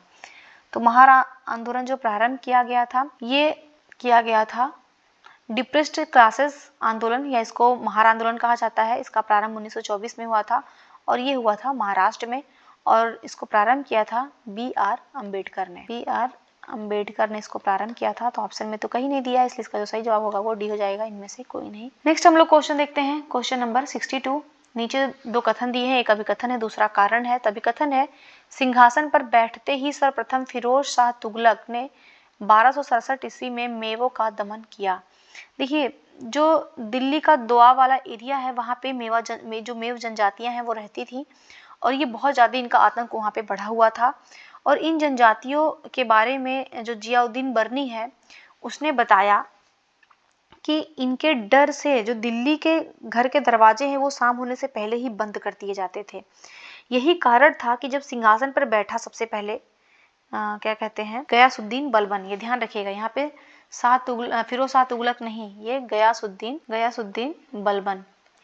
जब गयासुद्दीन बलबन बैठता है गद्दी पे तो ये सबसे पहले इन जो मेव जनजातियां थी इनका दमन करता है। तो पहला स्टेटमेंट यहाँ पे हो गया गलत, क्योंकि इनका दमन जो है वो फिरोज शाह तुगलक नहीं करता बल्कि गयासुद्दीन बलबन करता है। कारण है कि दिल्ली के दोआब में मेव जनजातियों का आतंक बहुत बड़ा था। बिल्कुल सही बात है। तो इसलिए इसका जो सही जवाब होगा वो हो जाएगा बी। ए गलत है परंतु आर सही है। नेक्स्ट हम लोग क्वेश्चन देखते हैं, क्वेश्चन नंबर 63 नंबर क्वेश्चन है, किस संगठन ने हाल ही में अप्रैल 2022 में महिलाओं, कारीगरों और शिल्पकारों की प्रतिभाओं को प्रोत्साहित करने और उन्हें सही अवसर प्रदान करने के लिए अवसर योजना का प्रारंभ किया है? देखिए, जो अवसर योजना प्रारंभ किया गया है इसका उद्देश्य ये है कि जो महिला कारीगर हैं, जो महिला शिल्पकार हैं, उनकी प्रतिभाओं को प्रोत्साहित किया जा सके, उनको ऐसा अवसर प्रदान हो जिससे उनकी प्रतिभा निखर करके सामने आए। इसी के लिए अवसर योजना प्रारंभ किया गया है और इसको प्रारंभ किया है भारतीय विमानपत्तन प्राधिकरण ने। तो इसका जो सही जवाब होगा वो हो जाएगा, ऑप्शन भी नहीं, इसका सही जवाब तो डी हो जाएगा, इनमें से कोई नहीं। यहाँ पे हम लोग देख लेते हैं, ये भारतीय विमानपत्तन प्राधिकरण के द्वारा इसको प्रारंभ किया गया है। जो एयरपोर्ट्स अथॉरिटी है, जो एयरपोर्ट्स अथॉरिटी ऑफ इंडिया है, इसने इसको लॉन्च किया है इस योजना को। और इसमें होता क्या है कि जो भी हवाई अड्डे हैं वहाँ पे जो स्वयं सहायता समूह है उनको अपने क्षेत्र में जो स्वनिर्मित उत्पाद होते हैं उनको बढ़ावा देने के लिए यहाँ पे अवसर दिया जाता है। नेक्स्ट हम लोग क्वेश्चन देखते हैं, क्वेश्चन नंबर 64। निम्नलिखित में से गलत विकल्प का चयन करना है। कौन सा विकल्प जो है गलत है? यूएसबी का फुल फॉर्म यूनिवर्सल सीरियल बस होता है, बिल्कुल सही सुमेलित है। MIPS का जो फुल फॉर्म होता है वो मिलियन ऑफ इंस्ट्रक्शन पर सेकेंड होता है, बिल्कुल सही सुमेलित है। थर्ड है HTTP, इसका जो फुल फॉर्म है वो हाइपर टेक्स्ट ट्रांसफर प्रोग्राम। देखिए, प्रोग्राम नहीं होता है, प्रोटोकॉल होता है। इस प्रकार जो गलत सुमेलित है वो तो सी हो जाएगा। यहाँ पे प्रोग्राम नहीं होता है, प्रोटोकॉल होता है। और नेक्स्ट है इसमें रैम का फुल फॉर्म होता है रैंडम एक्सेस मेमोरी, ये भी बिल्कुल सही सुमेलित है। नेक्स्ट हम लोग क्वेश्चन देखते हैं, क्वेश्चन नंबर 65। वर्ष 1997-98 के दौरान शुरू हुए एकलव्य आदर्श आवासीय विद्यालय के अंतर्गत 2022 तक कितने नए विद्यालय खोले जाएंगे? देखिए, जो एकलव्य आदर्श आवासीय विद्यालय होते हैं ये ट्राइबल वाले एरिया में खोले जाते हैं। जो ST होते हैं उनके लिए ये वहाँ पे हॉस्टल सुविधा प्रदान करते हैं, हॉस्टल में रह के बच्चे पढ़ाई करते हैं। तो इसमें इनको और बढ़ाने के लिए, इसमें गति देने के लिए 2022 तक कहा गया था कि 50% से जहाँ पे भी अधिक जो ST आबादी है वहाँ पे प्रत्येक ब्लॉक में और कम से कम जहाँ पे 20,000 से अधिक आदिवासी हैं उनके पास एक जो है वो एकलव्य आदर्श आवासीय विद्यालय होगा। तो इस प्रकार अगर हम देखें कि 2022 में टोटल कितने हो गए हैं तो 462 नए खोले जाने की बात की है। इसका जो सही जवाब होगा वो ए हो जाएगा। नेक्स्ट हम लोग क्वेश्चन देखते हैं, क्वेश्चन नंबर 66। निम्नलिखित में से कौन सा विकल्प जो है वो सही सुमेलित नहीं है? तो अनुच्छेद जो 17 है इसमें अस्पृश्यता उन्मूलन की बात किया गया है, बिल्कुल सही सुमेलित है। अनुच्छेद 18 जो है इसमें उपाधियों के अंत की बात किया गया है। और अनुच्छेद 26 में है कि धार्मिक मामलों में प्रबंधन की स्वतंत्रता दिया गया है। और अनुच्छेद 51 जो है मौलिक कर्तव्य की बात करता है। तो ये चारों जो हैं ये तो करेक्ट हैं, ये ऑल करेक्ट हैं। तो इसका जो आंसर हो जाएगा यही हो जाएगा। यहाँ पे कोई भी नो रॉन्ग आंसर, यहाँ पे सभी जो है वो करेक्ट है। नेक्स्ट हम लोग क्वेश्चन देखते हैं, क्वेश्चन नंबर 67। निम्नलिखित में से कौन सा विकल्प जो है वो सही सुमेलित नहीं है? तो देखिए, एक बिट में 8 बाइट ये गलत लिखा हुआ है, बल्कि यहाँ पे होता क्या है कि एक बाइट में 8 बिट होता है। तो सही जवाब तो ए हो जाएगा। ये वाला सही सुमेलित नहीं है, बाकी जो है वो देख लेते हैं। 1 किलोवाट में 1024 बाइट्स होता है, 1 मेगाबाइट में 1024 किलोबाइट्स होता है और 1 गीगाबाइट में 1024 मेगाबाइट होता है। ये सभी जो है वो बिल्कुल करेक्ट है। नेक्स्ट हम लोग क्वेश्चन देखते हैं, क्वेश्चन नंबर 68।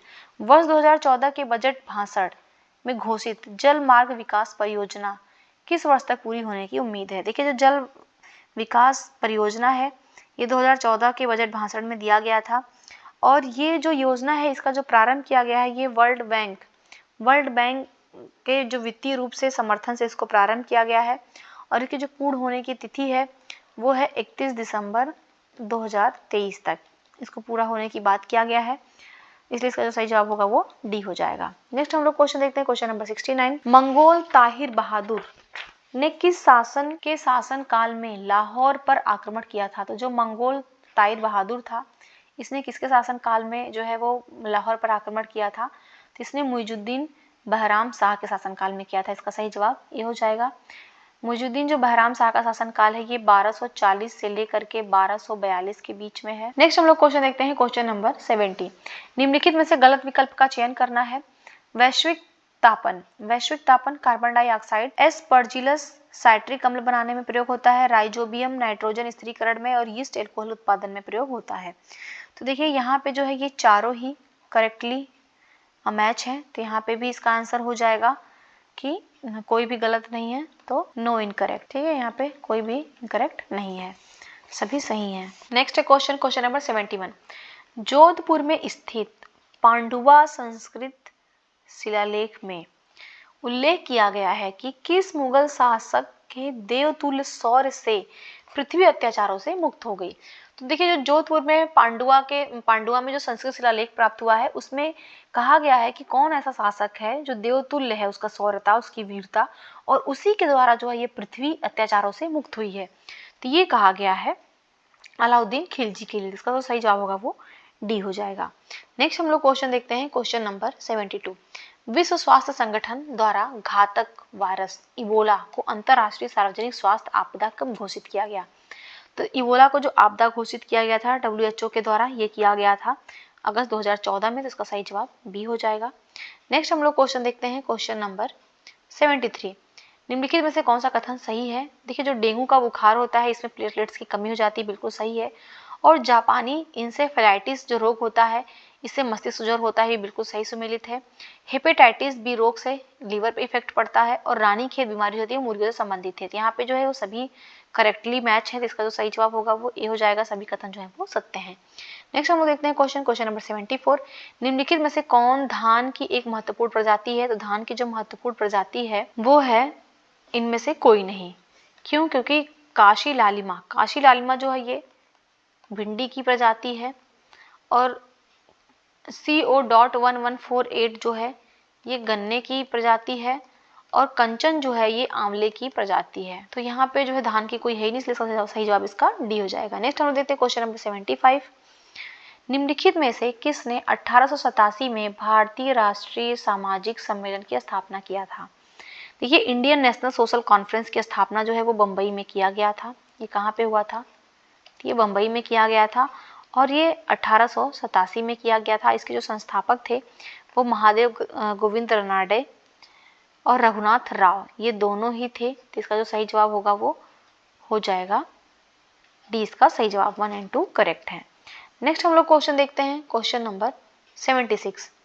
छोटा नागपुर के कोलों द्वारा कोल विद्रोह का नेतृत्व किसके द्वारा 1831 में किया गया था? देखिए, जो कोल विद्रोह है इसका जो नेतृत्व किया गया था ये किया गया था बुद्धो भगत के द्वारा। इसका जो सही जवाब होगा वो सी हो जाएगा, बुद्ध भगत के द्वारा किया गया था। बिरसा मुंडा जो है ये मुंडा विद्रोह से संबंधित है। मुंडा विद्रोह कब हुआ था? 1894 ईस्वी में हुआ था। और जो चक्र बिश्नोई जो है ये उड़ीसा में जो खोंड लोग थे, खोंड लोगों का इन्होंने नेतृत्व किया था। नेक्स्ट हम लोग क्वेश्चन देखते हैं, क्वेश्चन नंबर 77 नंबर क्वेश्चन है।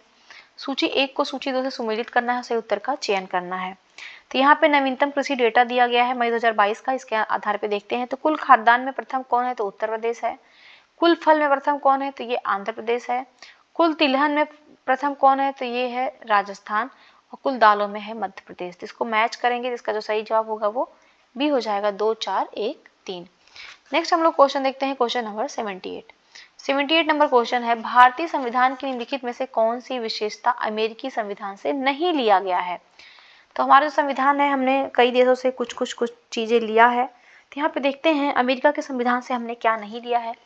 देखिए, मौलिक अधिकार और न्यायपालिका की स्वतंत्रता और राष्ट्रपति पर महाभियोग, ये तीनों ही चीजें जो है ये हमने अमेरिका के संविधान से लिया है। महाभियोग जो हम लगाते हैं भारतीय संविधान में, इसका आर्टिकल इंपॉर्टेंट है, याद रखिएगा, आर्टिकल 61 के तहत लगाया जाता है। और समवर्ती सूची, देखिए जो समवर्ती सूची है ये हमने लिया है ऑस्ट्रेलिया के संविधान से। तो ये हमने ऑस्ट्रेलिया के संविधान से लिया है, इसलिए सही जवाब होगा वो डी हो जाएगा, डी वाला है, हमने अमेरिका से नहीं लिया है। नेक्स्ट हम लोग क्वेश्चन देखते हैं, क्वेश्चन नंबर 79।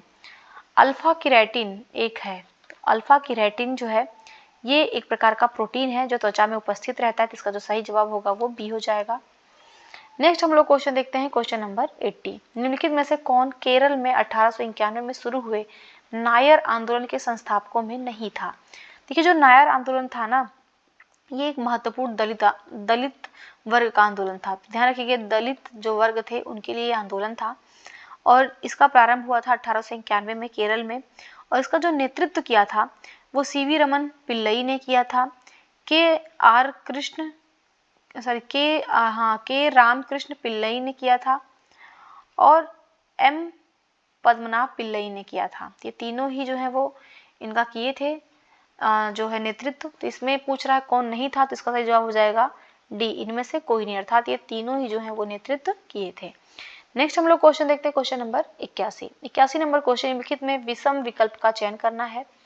भारत सरकार अधिनियम, ये भारत सरकार अधिनियम जो आया था ये 1919 में आया था, बिल्कुल सही सुमिलित है। रॉलेट एक्ट जो आया था ये 1919 में आया था।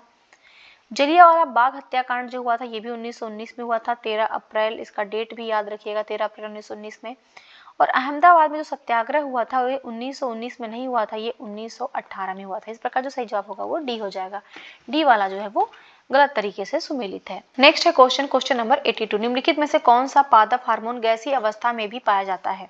देखिए, जो हार्मोन गैसीय अवस्था में पाया जाता है वो है एथिलीन, एथिलीन हार्मोन है। तो ऑप्शन में तो एथिलीन दिया ही नहीं है, इसका सही जवाब डी हो जाएगा, इनमें से कोई नहीं। नेक्स्ट हम लोग देखते हैं क्वेश्चन नंबर 83। किस संशोधन अधिनियम ने सर्वोच्च न्यायालय और उच्च न्यायालयों में न्यायाधीशों की नियुक्ति की कॉलेजियम प्रणाली को राष्ट्रीय न्यायिक नियुक्ति आयोग, जिसको NJAC कहा जाता था, नामक नए निकाय के साथ बदल दिया था। तो पहले जो था वो कॉलेजियम प्रणाली थी, फिर बाद में NJAC आता है, फिर बाद में पुरानी वाली कॉलेजियम प्रणाली को ही बहाल किया गया। तो पूछ रहा है कि कौन सा संशोधन था जिसने NJAC को क्या कहते हैं, NJAC के साथ बदला था। इसका जो सही जवाब होगा 83 का वो हो जाएगा ए, 99वां संविधान संशोधन 2014। और भी जो संशोधन है इनको देख लेते हैं। तो यहाँ पे देखिए है 100वां संशोधन अधिनियम 2015।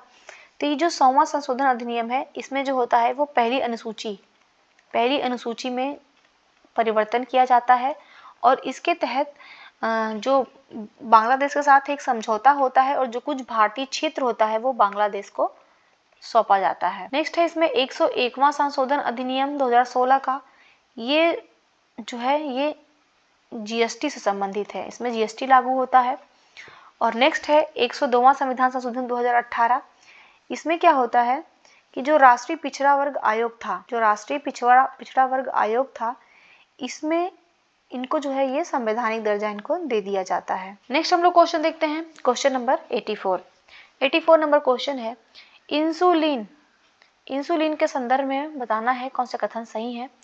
देखिए, इंसुलिन क्या है, तो इंसुलिन जो है ये एक प्रकार का हार्मोन है, ये कह रहे हैं एक प्रकार का एंजाइम है, तो गलत हो गया यहीं पे ही, एंजाइम नहीं है बल्कि इंसुलिन क्या है, तो एक प्रकार का हार्मोन है। नेक्स्ट है कि यह रक्त में शर्करा को नियंत्रित करता है। देखिए, ये बिल्कुल सही है, इंसुलिन क्या करता है, तो यह रक्त में शर्करा को नियंत्रित करता है और इसकी कमी से जो व्यक्ति है उसमें मधुमेह नामक रोग हो जाता है, ये बिल्कुल सही है। तो देखिए, जो इंसुलिन होता है ना, ये हार्मोन है, इसका उत्पादन जो है वो आग्नाशय में स्थित जो लैंगरहैंस की दीपिका में बीटा कोशिका होती है वो इसका उत्पादन करती है। तो ये ध्यान रखिएगा, इसका जो उत्पादन है वो आग्नेयाशय में जो बीटा कोशिका है वो इसका उत्पादन करती है।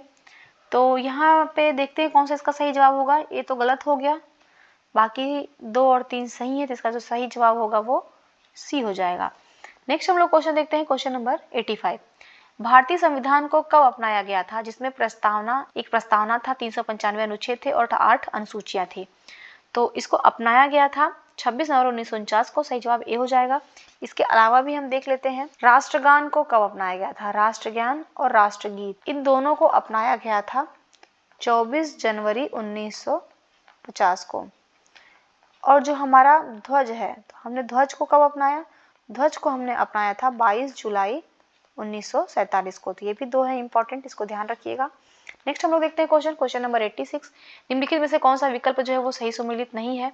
तो प्रधानमंत्री किसान संपदा योजना, इसका प्रारंभ 2017 में किया गया था, बिल्कुल सही सुमेलित है। प्रधानमंत्री मातृ वंदना योजना, इसका भी प्रारंभ 2017 में किया गया था। और प्रधानमंत्री वय वंदन योजना, इसका प्रारंभ 2017 में किया गया था। और प्रधानमंत्री मुद्रा योजना का प्रारंभ जो किया गया था वो 2015 में किया गया था। इस प्रकार जो सही जवाब होगा वो डी हो जाएगा, डी वाला सही सुमेलित नहीं है। नेक्स्ट है क्वेश्चन नंबर 87। नवीनतम कृषि डेटा 2022 के अनुसार निम्नलिखित में से कौन सा भारत का सबसे बड़ा ऊन उत्पादक राज्य है। तो भारत में ऊन का जो सबसे बड़ा उत्पादन करता राज्य है वो है राजस्थान। इसका सही जवाब सी हो जाएगा, राजस्थान है। राजस्थान के बाद आता है जम्मू, राजस्थान के बाद जम्मू उत्पादन करता है, उसके बाद से तेलंगाना करता है। नेक्स्ट हम लोग क्वेश्चन देखते हैं, क्वेश्चन नंबर 88। सूची 1 को सूची 2 से सुमेलित करना है और सही उत्तर का चयन करना है। यहाँ पे नवीनतम कृषि डेटा 2022 है, तो कुछ फसल दिया है, उत्पादन में प्रथम कौन है ये बताना है। देखिए सोयाबीन में जो प्रथम है वो है महाराष्ट्र। मसाला में प्रथम कौन है, तो मध्य प्रदेश है। मसाले में जो प्रथम है वो है मध्य प्रदेश। और चाय में प्रथम जो है वो असम है। और तंबाकू में प्रथम जो है वो गुजरात है। तो इस प्रकार जो सही जवाब हो जाएगा 3, 1, 2, 4 हो जाएगा। नेक्स्ट है क्वेश्चन नंबर 90 नंबर क्वेश्चन है 29 मार्च 2022 को शुरू किया गया वाइब्रेंट विलेज कार्यक्रम किस मंत्रालय से संबंधित है। देखिए जो वाइब्रेंट विलेज कार्यक्रम है इसका प्रारंभ जो है ये वित्त मंत्री जो निर्मला सीतारमण है उन्होंने अपने बजट भाषण में किया था। और इसमें उन्होंने घोषणा किया था कि सरकार वाइब्रेंट विलेज कार्यक्रम के तहत जो उत्तरी सीमा पर कनेक्टिविटी है उसमें सुधार लाने की कोशिश करेगी, उसमें सुधार करने के लिए काम करने जा रही है। इसमें होगा क्या कि जो आवास सुविधाएं होंगी उनको और उन्नयन बनाने के उद्देश्य से इसको प्रारंभ किया गया है। और इसमें जो वास्तविक नियंत्रण रेखा पर स्थित जो गांव में बुनियादी ढांचा है उसको मजबूत करना इसका मुख्य उद्देश्य है। तो इसका प्रारंभ किसने किया था, तो वित्त मंत्रालय ने। इसका सही जवाब ए हो जाएगा। नेक्स्ट हम लोग क्वेश्चन देखते हैं, क्वेश्चन नंबर 91 नंबर क्वेश्चन है 2011 की जनगणना के अनुसार न्यूनतम जनसंख्या वाले 3 केंद्र शासित प्रदेशों का चयन करिए। तो जहाँ पे न्यूनतम जनसंख्या है तो सबसे कम तो लक्षद्वीप में है, फिर दमन द्वीप में है, फिर दादर नागर हवेली में है। तो इसका जो सही जवाब होगा वो सी हो जाएगा। नेक्स्ट हम लोग क्वेश्चन देखते हैं, क्वेश्चन नंबर 92। वर्तमान खनिज अनुमानों के अनुसार किस राज्य में लौह अयस्क का सर्वाधिक भंडार है। देखिए जो लौह अयस्क का सर्वाधिक भंडार है वो कर्नाटक राज्य में। सही जवाब इसका ए हो जाएगा, कर्नाटक राज्य में है। कर्नाटक के बाद से फिर उड़ीसा में है और उड़ीसा के बाद से फिर झारखंड में है। नेक्स्ट हम लोग क्वेश्चन देखते हैं, क्वेश्चन नंबर 93। उत्तर प्रदेश जनगणना 2011 के संदर्भ में कौन सा कथन जो है वो सत्य है। तो सीतापुर जिले में अनुसूचित जाति की जनसंख्या सबसे अधिक है, ये बिल्कुल सही है। उत्तर प्रदेश में सबसे अधिक जो एससी जनसंख्या पाई जाती है वो सीतापुर जिले में पाई जाती है। और जो बागपत जिला है उत्तर प्रदेश का उसमें अनुसूचित जाति की जनसंख्या सबसे कम है। तो दोनों स्टेटमेंट बिल्कुल करेक्ट है, इसका सही जवाब सी हो जाएगा। नेक्स्ट हम लोग देखते हैं क्वेश्चन नंबर 94। रामग्राम जिसे वर्तमान में रामगढ़ ताल के नाम से जाना जाता है कोलियगढ़ राज्य की राजधानी भी रही है। ये किस जिले में है। देखिए जो रामग्राम के कोलियगढ़ राज्य था इनकी जो राजधानी थी ये गोरखपुर जिले में है। इसका जो सही जवाब होगा वो डी हो जाएगा। रामग्राम जो जगह है जिसको रामगढ़ ताल कहते हैं वर्तमान में गोरखपुर जिले में है। और जो भगवान बुद्ध की जो पत्नी थी यशोधरा, जो उनकी पत्नी थी यशोधरा वो इसी राजवंश की राजकुमारी थी। नेक्स्ट हम लोग क्वेश्चन देखते हैं, क्वेश्चन नंबर 95 नंबर क्वेश्चन है पुरुषोत्तम दास टंडन थे। देखिए जो पुरुषोत्तम दास टंडन थे इनका संबंध उत्तर प्रदेश से किस प्रकार था। तो देखिए ये उत्तर प्रदेश के विधानसभा के पहले अध्यक्ष थे। इसका जो सही जवाब होगा वो सी हो जाएगा, उत्तर प्रदेश विधानसभा के पहले अध्यक्ष थे। अन्य ऑप्शन को भी चेक कर लेते हैं। उत्तर प्रदेश के पहले राज्यपाल कौन थे, तो ये सरोजनी नायडू थी। ये सरोजनी नायडू थी राज्यपाल। और पहले जो मुख्यमंत्री थे वो गोविंद बल्लभ पंत थे। और उत्तर प्रदेश विधान परिषद के प्रथम अध्यक्ष कौन थे? तो ये चंद्रभाल थे। विधान परिषद के प्रथम अध्यक्ष चंद्रभाल थे। नेक्स्ट हम लोग क्वेश्चन देखते हैं, क्वेश्चन नंबर 96। निम्नलिखित में से कौन सा उत्तर भारत का पहला मंदिर है जिसमें शिखर बनाया गया था? तो कौन सा ऐसा मंदिर जिसमें शिखर बनाया गया है, पहला मंदिर उत्तर भारत का? तो वो है दशावतार मंदिर। दशावतार मंदिर कहाँ पे है ये? तो ये ललितपुर देवगढ़ में है। देवगढ़ का दशावतार मंदिर, झांसी उत्तर प्रदेश। इसका सही जवाब बी हो जाएगा। यहाँ पे पहली बार जो है शिखर बनाया गया। ये गुप्तकालीन स्थापत्य का मंदिर बना हुआ है। नेक्स्ट हम लोग क्वेश्चन देखते हैं, क्वेश्चन नंबर 97। निम्नलिखित में से कौन सा कथन जो है वो सही है? तो पहला है कांगो नदी एकमात्र प्रमुख नदी है जो भूमध्य रेखा को 2 बार काटती है। तो बिल्कुल सही है। जो कांगो नदी है ये भूमध्य रेखा को 2 बार पार करती है। सेकंड है कि यह अफ्रीका महाद्वीप की सबसे बड़ी नदी है। देखिए ये गलत है। जो अफ्रीका महाद्वीप की जो सबसे बड़ी नदी है वो है नील नदी। वो नील नदी है और नील नदी के बाद जो कांगो नदी है ये सेकेंड बड़ी नदी है। थर्ड है कि ये विश्व की दूसरी सबसे बड़ी नदी है। तो ये भी बिल्कुल सही है। जो विश्व की दूसरी बड़ी नदी है वो क्या कहते हैं, कांगो नदी है। तो इसका जो सही जवाब होगा वो 1 और 3 करेक्ट है। तो सी इसका सही जवाब हो जाएगा। नेक्स्ट क्वेश्चन देखते हैं, क्वेश्चन नंबर 98। 2011 की जनगणना के अनुसार साक्षरता दर की दृष्टि से गोवा राज्य को कौन सा स्थान दिया गया है? 2011 की जनगणना के अनुसार जो साक्षरता दर में गोवा को जो स्थान प्राप्त हुआ है वो तीसरा स्थान दिया गया। इसका सही जवाब बी हो जाएगा। तीसरा स्थान दिया गया है। पहले स्थान पे कौन है? तो पहला तो है केरल। केरल पहला है। सेकंड किसको दिया गया है? तो सेकंड पे है मिजोरम और थर्ड पे है गोवा। नेक्स्ट हम लोग क्वेश्चन देखते हैं, क्वेश्चन नंबर 99। भारतीय मानक मध्याह्न रेखा निम्नलिखित में से किस राज्य से होकर नहीं गुजरता है? देखिए जो हमारा भारतीय मध्याह्न मानक रेखा है जो 82.5 डिग्री पूर्व है, तो ये टोटल 5 राज्यों से गुजरता है। वो 5 राज्य कौन कौन से हैं देख लेते हैं। तो उत्तर प्रदेश है, मध्य प्रदेश है, छत्तीसगढ़ है और उड़ीसा है और आंध्र प्रदेश है। तो कहाँ से नहीं गुजर रहा? उड़ीसा से गुजर रहा है, छत्तीसगढ़ से गुजर रहा है, आंध्र प्रदेश से गुजर रहा है, गुजरात से नहीं गुजरा। तो इसका सही जवाब सी हो जाएगा। नेक्स्ट हम लोग देखते हैं क्वेश्चन नंबर 100। वर्तमान में जैव विद्युत की स्थापित क्षमता के मामले में निम्नलिखित में से कौन सा राज्य जो है वो पहले स्थान पे है? तो जैव विद्युत क्षमता में जो पहला स्थान है वो महाराष्ट्र राज्य का। इसका सही जवाब ये हो जाएगा। नेक्स्ट क्वेश्चन है क्वेश्चन नंबर 101। हाल ही में प्रधानमंत्री नरेंद्र मोदी ने कहा है कि भारत का 50% ऊर्जा उत्पादन किस वर्ष तक गैर जीवाश्म ईंधन से होने लगेगा? तो जो भारत का ऊर्जा उत्पादन है वो 50% जो है वो गैर जीवाश्म ईंधन से प्राप्त होगा, ऐसा घोषणा किया है हमारे प्रधानमंत्री नरेंद्र मोदी ने कि ये 2030 तक होगा। तो इसका सही जवाब बी होगा, 2030 तक। और देखिए जो 2070 तक जो लक्ष्य रखा गया है वो नेट जीरो यानी जो शून्य कार्बन उत्सर्जन का लक्ष्य रखा गया है। नेक्स्ट हम लोग क्वेश्चन देखते हैं, क्वेश्चन नंबर 102। निम्नलिखित में से किसने दलित वीमेन फियर एंड डिस्क्रिमिनेशन पुस्तक लिखी है? देखिए जो दलित वीमेन फियर एंड डिस्क्रिमिनेशन पुस्तक है इसके जो लेखक हैं वो जयशंकर प्रसाद है। इसका सही जवाब ए हो जाएगा। नेक्स्ट हम लोग देखते हैं क्वेश्चन नंबर 130। भारत वन स्थिति रिपोर्ट 2021 के अनुसार वन क्षेत्रफल में औसत वार्षिक शुद्ध लाभ 2010 से 2020 की दृष्टि में भारत को कौन सा स्थान दिया गया है? तो जो शुद्ध औसत लाभ है इसमें जो भारत को स्थान प्राप्त हुआ है इसमें भारत को स्थान प्राप्त हुआ है तीसरा। इसका सही जवाब तो बी हो जाएगा। पहला किसको मिला है? तो पहला जो स्थान मिला है वो मिला है चीन को और सेकंड पे है ऑस्ट्रेलिया, थर्ड पे भारत है और फोर्थ पे जो है वो वियतनाम है। नेक्स्ट हम लोग क्वेश्चन देखते हैं, क्वेश्चन नंबर 104। स्वच्छ सर्वेक्षण पुरस्कार 2022 उत्तर प्रदेश के अनुसार निम्नलिखित में से कौन जो है वो सही सुमेलित नहीं है? तो यहाँ पे देखिए 1 लाख नहीं होना चाहिए, यहाँ पे दिया है मोर देन 1 मिलियन यानी 10 लाख से अधिक आबादी वाले शहरों में। देखिए जो गाजियाबाद को स्थान प्राप्त हुआ है ये गाजियाबाद तो प्रथम स्थान पे है। मेरठ जो है ये दूसरे स्थान पे है, ये बिल्कुल सही सुमेलित है। वाराणसी जो है देखिए वाराणसी तीसरे स्थान पे नहीं है, वाराणसी जो है वो 5वें स्थान पे है।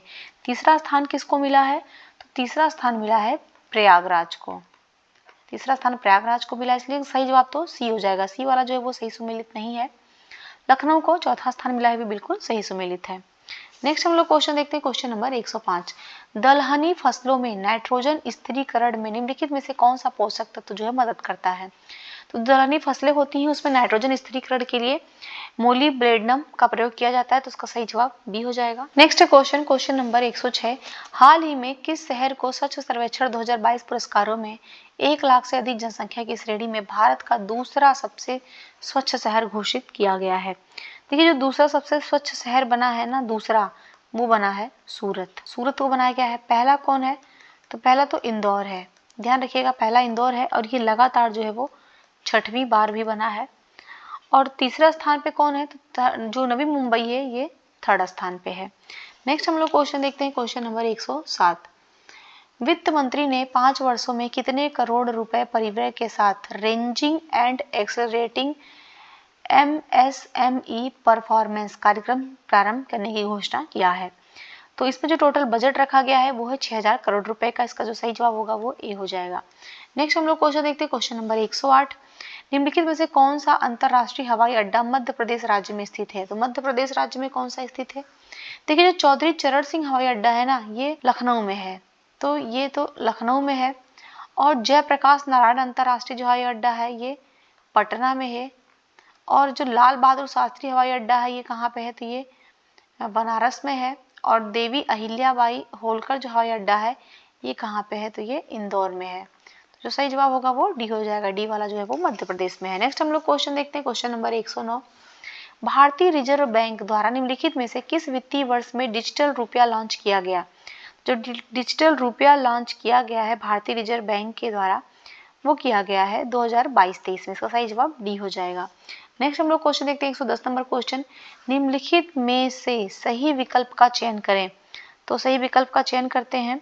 यहाँ पे कुछ देश है, उनकी राजधानी दी हुई है। तो अजरबैजान की राजधानी जो है वो सेंटो डोमिंगो नहीं है, ध्यान रखिएगा। अजरबैजान की राजधानी जो है वो बाकू है। और कंबोडिया की राजधानी जो है, कंबोडिया की राजधानी बाकू नहीं है, बाकू में देखा अजरबैजान की राजधानी है। कंबोडिया की राजधानी जो है वो नोम पेन है। नोम पेन जो है कंबोडिया की राजधानी है। और जो डोमिनिकन गणराज्य है, डोमिनिकन गणराज्य की जो राजधानी है वो है सेंट डोमिंगो। ये ध्यान रखिएगा, सेंट डोमिंगो जो है वो डोमिनिकन गणराज्य की राजधानी है। और इथियोपिया की राजधानी अदीस अबाबा है। यही एकदम सही सुमिल थी, इसका सही जवाब डी हो जाएगा।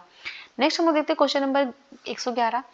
वित्तीय वर्ष 2022-23 में रेलवे का परिचालन अनुपात कितना है? तो जो रेलवे का परिचालन अनुपात है वो 97% के आसपास है, तो इसका सही जवाब सी हो जाएगा। नेक्स्ट हम लोग क्वेश्चन देखते हैं, क्वेश्चन नंबर 112। निम्नलिखित में से कौन से विकल्प जो है वो सही है? कौन से कथन? तो हिंदुस्तान स्टील लिमिटेड, इसकी स्थापना जो हुआ था 1955 में हुआ था दुर्गापुर। दुर्गापुर कहाँ पे है? तो ये वेस्ट बंगाल में है। हिंदुस्तान स्टील लिमिटेड जो राउरकेला में इसका स्थापना किया गया है, ये 1959 में किया गया है, उड़ीसा के राउरकेला में। और हिंदुस्तान स्टील लिमिटेड भिलाई जो है ये छत्तीसगढ़ में, तो छत्तीसगढ़ में इसकी स्थापना किया गया है 1959 में। तो तीनों जो है वो सही सुमिलित है, इसका जो सही जवाब होगा वो ए हो जाएगा। नेक्स्ट हम लोग क्वेश्चन देखते हैं, क्वेश्चन नंबर 113। आर्थिक सर्वेक्षण 2021-22 के अनुसार दिसंबर 2021 तक भारत का विदेशी मुद्रा भंडार कितना था? तो दिसंबर 2021 तक जो भारत का विदेशी मुद्रा भंडार था वो 634 बिलियन डॉलर के अराउंड था, तो इसका सही जवाब सी हो जाएगा। 114 नंबर देखते हैं। आंध्र प्रदेश राज्य का अनंतपुर क्षेत्र किसके लिए प्रसिद्ध है? तो जो अनंतपुर क्षेत्र है ना आंध्र प्रदेश का, वो प्रसिद्ध है स्वर्ण के लिए। तो इसका जो सही जवाब होगा वो हो जाएगा 20 का सही जवाब। देखिए, जो चांदी के लिए प्रसिद्ध है वो है कर्नाटक राज्य का रायचूर क्षेत्र। और हीरा के लिए जो प्रसिद्ध है, तो हीरा के लिए प्रसिद्ध है छत्तीसगढ़ का रायपुर। और ग्रेफाइट के लिए प्रसिद्ध है एमपी का बैतूल। नेक्स्ट हम लोग क्वेश्चन देखते हैं, क्वेश्चन नंबर 115। नवीनतम खनिज डेटा मई 2022 के संदर्भ में कौन से कथन जो है वो सत्य हैं? तो भारत एल्यूमिना का चौथा सबसे बड़ा उत्पादक है, बिल्कुल सही है ये। भारत एपेटाइट का 16वां सबसे बड़ा उत्पादक है, ये बिल्कुल सही है। और भारत बॉक्साइट का 5वां सबसे बड़ा उत्पादक है, ये भी बिल्कुल सही है। तो तीनों ही करेक्ट हैं, इसका जो सही जवाब होगा वो ए हो जाएगा। 116 नंबर क्वेश्चन देखते हैं। हाल ही में किस राज्य सरकार ने जीएसटी कर संकलन में कर चोरी को रोक कर राज्य को कर संग्रह को बढ़ाने के लिए लकी बिल ऐप लॉन्च किया है? तो लकी बिल ऐप जो लॉन्च किया है वो केरल राज्य ने किया, इसका सही जवाब ए हो जाएगा। नेक्स्ट देखते हैं 17 नंबर क्वेश्चन, हाल ही में एशियाई विकास बैंक ने हिमाचल प्रदेश में डैश के लिए 96.3 मिलियन अमेरिकी डॉलर के ऋण को मंजूरी दिया है। तो जो अभी एशियाई विकास बैंक ने हिमाचल प्रदेश में जो ऋण दिया है, इसका उद्देश्य है सुरक्षित पेयजल और स्वच्छता परियोजना को बढ़ावा देना। तो इसका जो सही जवाब होगा वो ए हो जाएगा। नेक्स्ट हम देखते हैं 18 नंबर क्वेश्चन, निर्माणाधीन होलोंगी ग्रीनफील्ड हवाई अड्डे को हाल ही में डोनी पोलो हवाई अड्डे के रूप में नामित करने की मंजूरी प्रदान की गई है। किस राज्य में है? तो ये अरुणाचल प्रदेश राज्य में है। नेक्स्ट हम लोग क्वेश्चन देखते हैं, क्वेश्चन नंबर 119, हाल ही में केंद्रीय मंत्रिमंडल ने प्रधानमंत्री आवास योजना को दिसंबर तक जारी रखने की मंजूरी दिया है। तो इसको जो जारी रखने की मंजूरी दिया गया 2024 तक दिया गया है। इसका सही जवाब सी हो जाएगा, दिसंबर 2024 तक। नेक्स्ट हम लोग देखते हैं 120 नंबर क्वेश्चन, हाल ही में आत्मकथा the hero of Tiger Hill autobiography of a Paramvir किसके द्वारा लिखा गया है? तो इसके जो लेखक हैं वो योगेंद्र सिंह यादव है। इसका सही जवाब बी हो जाएगा। नेक्स्ट है क्वेश्चन नंबर 121, हाल ही में national payments corporation of India ने किस सेंट्रल बैंक के साथ रुपे डेबिट कार्ड को लॉन्च करने के लिए एक ऐतिहासिक समझौते ज्ञापन पर हस्ताक्षर किया है? तो ये सेंट्रल बैंक ऑफ ओमान के साथ किया गया है। इसका सही जवाब सी हो जाएगा। नेक्स्ट देखते हैं 122 नंबर क्वेश्चन, निम्नलिखित में से किसको साल 2022 का साहित्य का नोबेल दिया गया? देखिए जो साहित्य का नोबेल दिया गया इन्हीं एनॉक्स को दिया गया। इसका सही जवाब बी हो जाएगा। 123 नंबर क्वेश्चन देखते हैं, हाल ही में वरिष्ठ राजनयिक सीबी जॉर्ज को किस देश में भारत का अगला राजदूत नियुक्त किया गया है? तो जो अगला राजदूत इनको बनाया गया है जापान में भेजा गया है। सही जवाब इसका डी हो जाएगा। 124 नंबर क्वेश्चन देखते हैं, हाल ही में भारत ने डैश के तेल अवीव में एटीपी टेनिस टूर्नामेंट में पुरुष युगल का खिताब जीता है। तो इसमें जो खिताब जीता है वो भारत के रोहित बोपन्ना और मार्टवे मिडेलकूप ने तेल अवीव में जो है ये खिताब जीता है। तो इसका जो सही जवाब होगा वो हो जाएगा बी। नेक्स्ट हम लोग क्वेश्चन देखते हैं 125 नंबर क्वेश्चन, हाल ही में विदेश मंत्रालय के प्रवक्ता अरिंदम बागची ने 17वां प्रवासी भारतीय दिवस 2023 में आयोजित किए जाने की घोषणा किया है।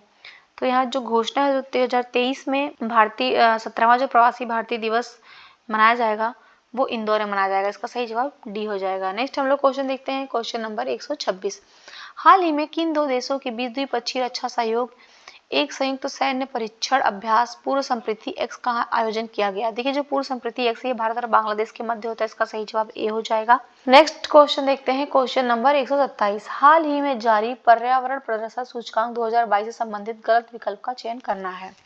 देखिए इसमें जो डेनमार्क है इसको पहला स्थान मिला है, बिल्कुल सही सुमेलित है। स्वीडन को जो है वो दूसरा स्थान नहीं दिया गया है, ध्यान रखिएगा गलत हो जाएगा, क्योंकि जो दूसरा स्थान दिया गया है यूके को और तीसरा स्थान फिनलैंड को दिया गया है और भारत जो 180वें स्थान पे। तो जो सही जवाब होगा वो बी हो जाएगा, बी वाला जो है सही सुमेलित नहीं है। नेक्स्ट हम लोग क्वेश्चन देखते हैं, ये मैथ और रीजनिंग के क्वेश्चन आएंगे। तो यहाँ पे बताना है कौन सी दी हुई संख्या में गलत संख्या है। तो इसका जो सही जवाब होगा वो डी हो जाएगा। 129 का जो सही जवाब होगा वो बी हो जाएगा और 130 का जो सही जवाब होगा वो हो जाएगा सी। विषम चुनना है तो इसमें विषम जो है वो सी हो जाएगा। 131 का जो सही जवाब होगा वो सी होगा। वेलफेयर दिए गए शब्द में जो है ठीक दूसरे स्थान पर वारफेयर आएगा। 132 का जो सही जवाब होगा इसका आंसर हो जाएगा सी, 3 आएगा। 3 जो है ये ऐसे शब्द हैं 5 के जो ठीक पहले 1 है और बाद में 4 हैं। नेक्स्ट हम लोग देखते हैं क्वेश्चन नंबर 133 नंबर क्वेश्चन का जो आंसर होगा कि इसमें बताना है कौन सा जो शब्द है वो नहीं लिखा जा सकता, इससे जो है वो हाइट नहीं लिखा जा सकता, हाई। नेक्स्ट हम लोग देखते हैं 134 नंबर क्वेश्चन, मधु जिस प्रकार गुंजन से संबंधित इसके बाद उल्लू के से संबंधित, उल्लू जो है वो घुघुआना से संबंधित है। सही जवाब इसका ए हो जाएगा। 135 नंबर क्वेश्चन देखते हैं, एक गुप्त कोड में जो फ्रंट है इसको 62 लिखा जाता है तो उसी में बैक को क्या लिखा जाएगा? तो इसका जो सही जवाब होगा वो हो जाएगा बी, 91 लिखा जाएगा। नेक्स्ट हम लोग क्वेश्चन देखते हैं, क्वेश्चन नंबर 136, निम्नलिखित हिंदू त्योहारों को उनके माह के अनुसार कालक्रम में व्यवस्थित करना है। तो माह के अनुसार जो कालक्रम में व्यवस्थित करेंगे इसका सही जवाब होगा वो डी हो जाएगा। पहले 2 आएगा, फिर 3 आएगा, फिर 4 आएगा, पहले 2 आएगा, फिर 3 आएगा, फिर 4 आएगा, फिर 1 आएगा। तो सबसे पहले वसंत पंचमी आएगा, फिर वट सावित्री आएगा, फिर रक्षाबंधन आएगा, फिर जन्माष्टमी आएगा। नेक्स्ट हम लोग क्वेश्चन देखते हैं, क्वेश्चन नंबर 137 पूछ रहा है जो आकृति दी उसमें कितने वर्ग हैं? तो यहाँ पे टोटल जो है 10 वर्ग है। इसका सही जवाब बी हो जाएगा। 38 नंबर क्वेश्चन में औसम शब्द के दर्पण प्रतिबिंब में कितने अक्षर अपने मूल रूप में समान दिखाई पड़ेंगे? तो जो समान दिखाई पड़ेंगे वो टोटल 4 अक्षर दिखाई पड़ेंगे। इसका सही जवाब सी हो जाएगा। 139 नंबर क्वेश्चन देखते हैं। निम्नलिखित समूह में कौन से इस 3 से भिन्न है? तो इसमें जो भिन्न है वो है कांसा। सही जवाब सी हो जाएगा। कांसा जो है मिक्स धातु है। 140 नंबर क्वेश्चन देखते हैं और ये इस टेस्ट का लास्ट क्वेश्चन है। निम्नलिखित समूह में कौन सा एक अलग है? तो इसमें जो अलग है वो है डी, टांडा। क्यों? क्योंकि जो आगरा है, प्रयागराज और अयोध्या, ये तीनों ही जो हैं ये यूपी के जिले हैं, परंतु जो टांडा है ये अंबेडकर नगर का जिला, इसलिए इसका सही जवाब डी हो जाएगा। और इसी के साथ हमारा टेस्ट पेपर समाप्त होता है। अगर आपको हमारी वीडियोस अच्छी लग रही है तो प्लीज़ मेरे चैनल को सब्सक्राइब करिए, मेरे वीडियोस को लाइक करिए, अपने फ्रेंड्स लोगों में शेयर करिए। देखने के लिए आप लोग का बहुत बहुत धन्यवाद। अब मिलेंगे हम अपने नेक्स्ट वीडियो में।